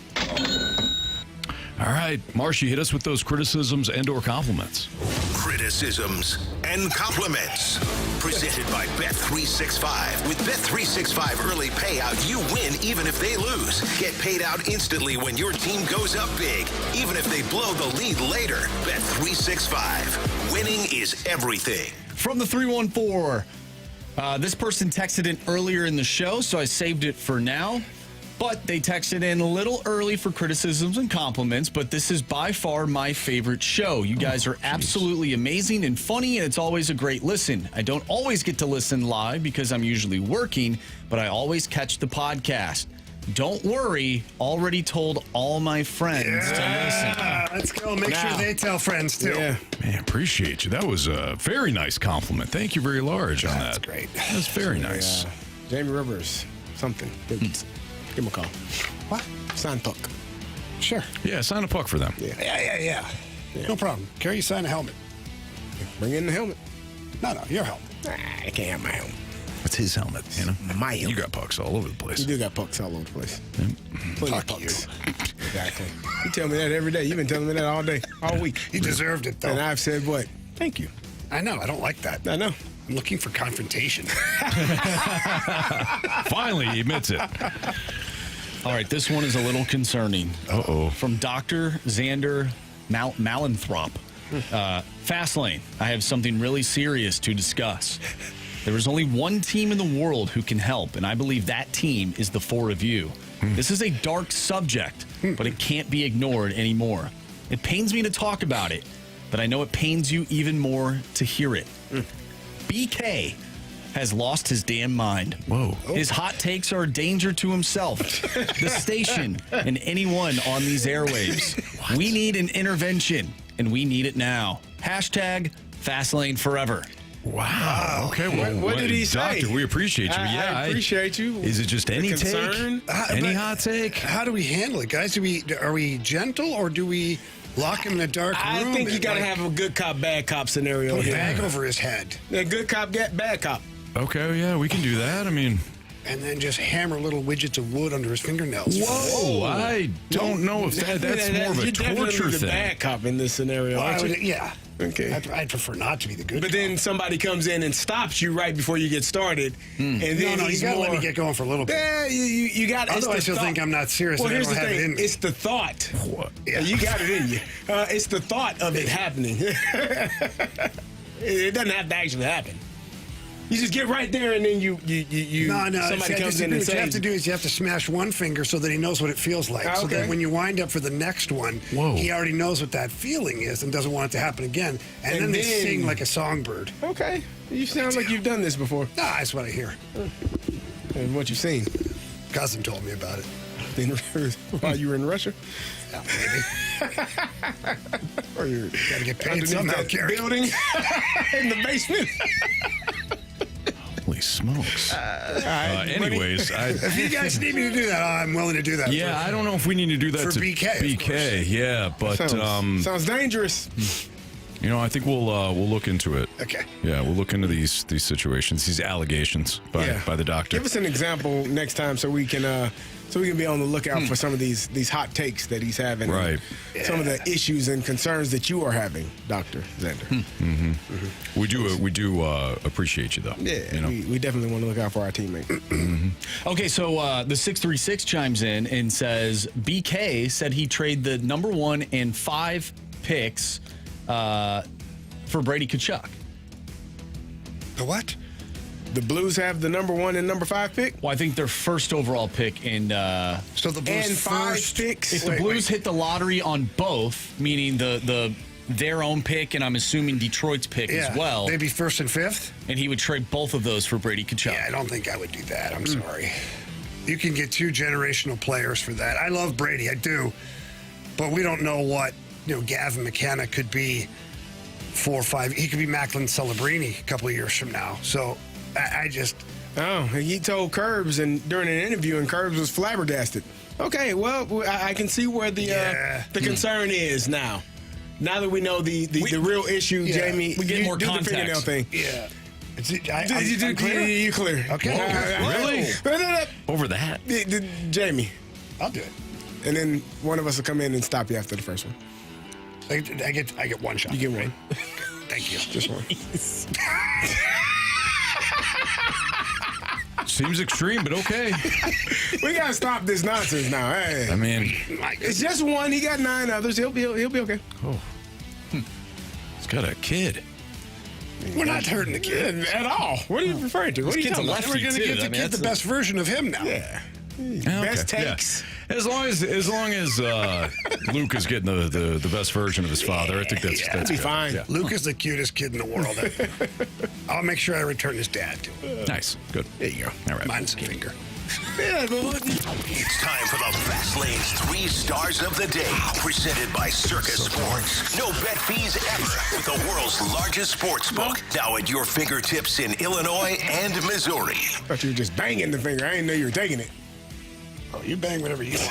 Everybody, stay in your lane. He said he's going to bang it. He didn't say he's going to take it. I'm out, dude. Marsh, you have those 3 stars? Yeah, for sure. Our third star of the day is going to go out to Peter the Anteater. Peter! Yes, the UC Irvine mascot. Yeah. Our second star of the day goes out to our Chip Carey cameo with Thompson. Yeah. From earlier today. Chip Carey. I always say that now after that mishap. Someone on the text line said that. I love the way Anthony makes sure to pronounce the P. Oh, yeah. He was adamant that he didn't, and I was like, brother. No, the video. Brother, you did. Audio, in this case. Audio. That's our faces, too. Did confirm that what I alleged did not. Yeah. So, yeah, that's my fault on that. I think you did. I was convinced I didn't, but no, that's okay. I absolutely did. Be, Anthony. Yeah, I absolutely did. You can convince yourself. Yeah, until there's proof. Well, it's one of those things that depends on what you hear, right? Like some people see a dress and it's blue and black, and some people see a white and gold dress. You know, right, just definitely white and gold. Yeah, or the two things. Remember they used to. Yeah, Yanny and something else. Yeah, Yanny and something. And, what was the other? Laurel. Yeah. What you heard? That doesn't sound anything alike. Yeah. No, it doesn't, but it's crazy. It's wild what you hear. All right. Our first star of the day goes out to Grant Ripper. Yes. Check it out on Tubi. I mean, the more people that check it out and this show, it works out better for all parties. Just watch the movie while listening to the show. Exactly. Please do. You'll love it. Both you things. will love it. Yep. Tell a friend to tell a friend. Yeah, so we got Lightning Canadians. Game 5 pregame starting at 5:30. Puck will drop at 6. In 2 days, we got the Thunderbirds at Bruins. Yes, that's awesome. That's great. At the Springfield Thunderbirds. We can air those? We are. That's fantastic. We are airing Coach Steve Ott. Wow. With his run to the Calder Cup. Who are they playing? The Bruins. The Providence Bruins. Oh, cool. Yeah, at the Dunkin' Donut Arena. Nice. That's awesome. So, we got game 1 of that, 6:05. And then game 3 will be on May 3rd. And game 2 will be on May 3rd. And game 3 will be on May 5th. Pretty awesome. That's fantastic. Let's go, That's really baby. cool. Go Birds. Heck yeah, go Birds. Absolutely. All righty. Enjoy all the hockey action tonight. Of course, we got the Cardinals to take flight again. Maybe they'll get another game, another win, and win the series tonight ahead of tomorrow. See ya.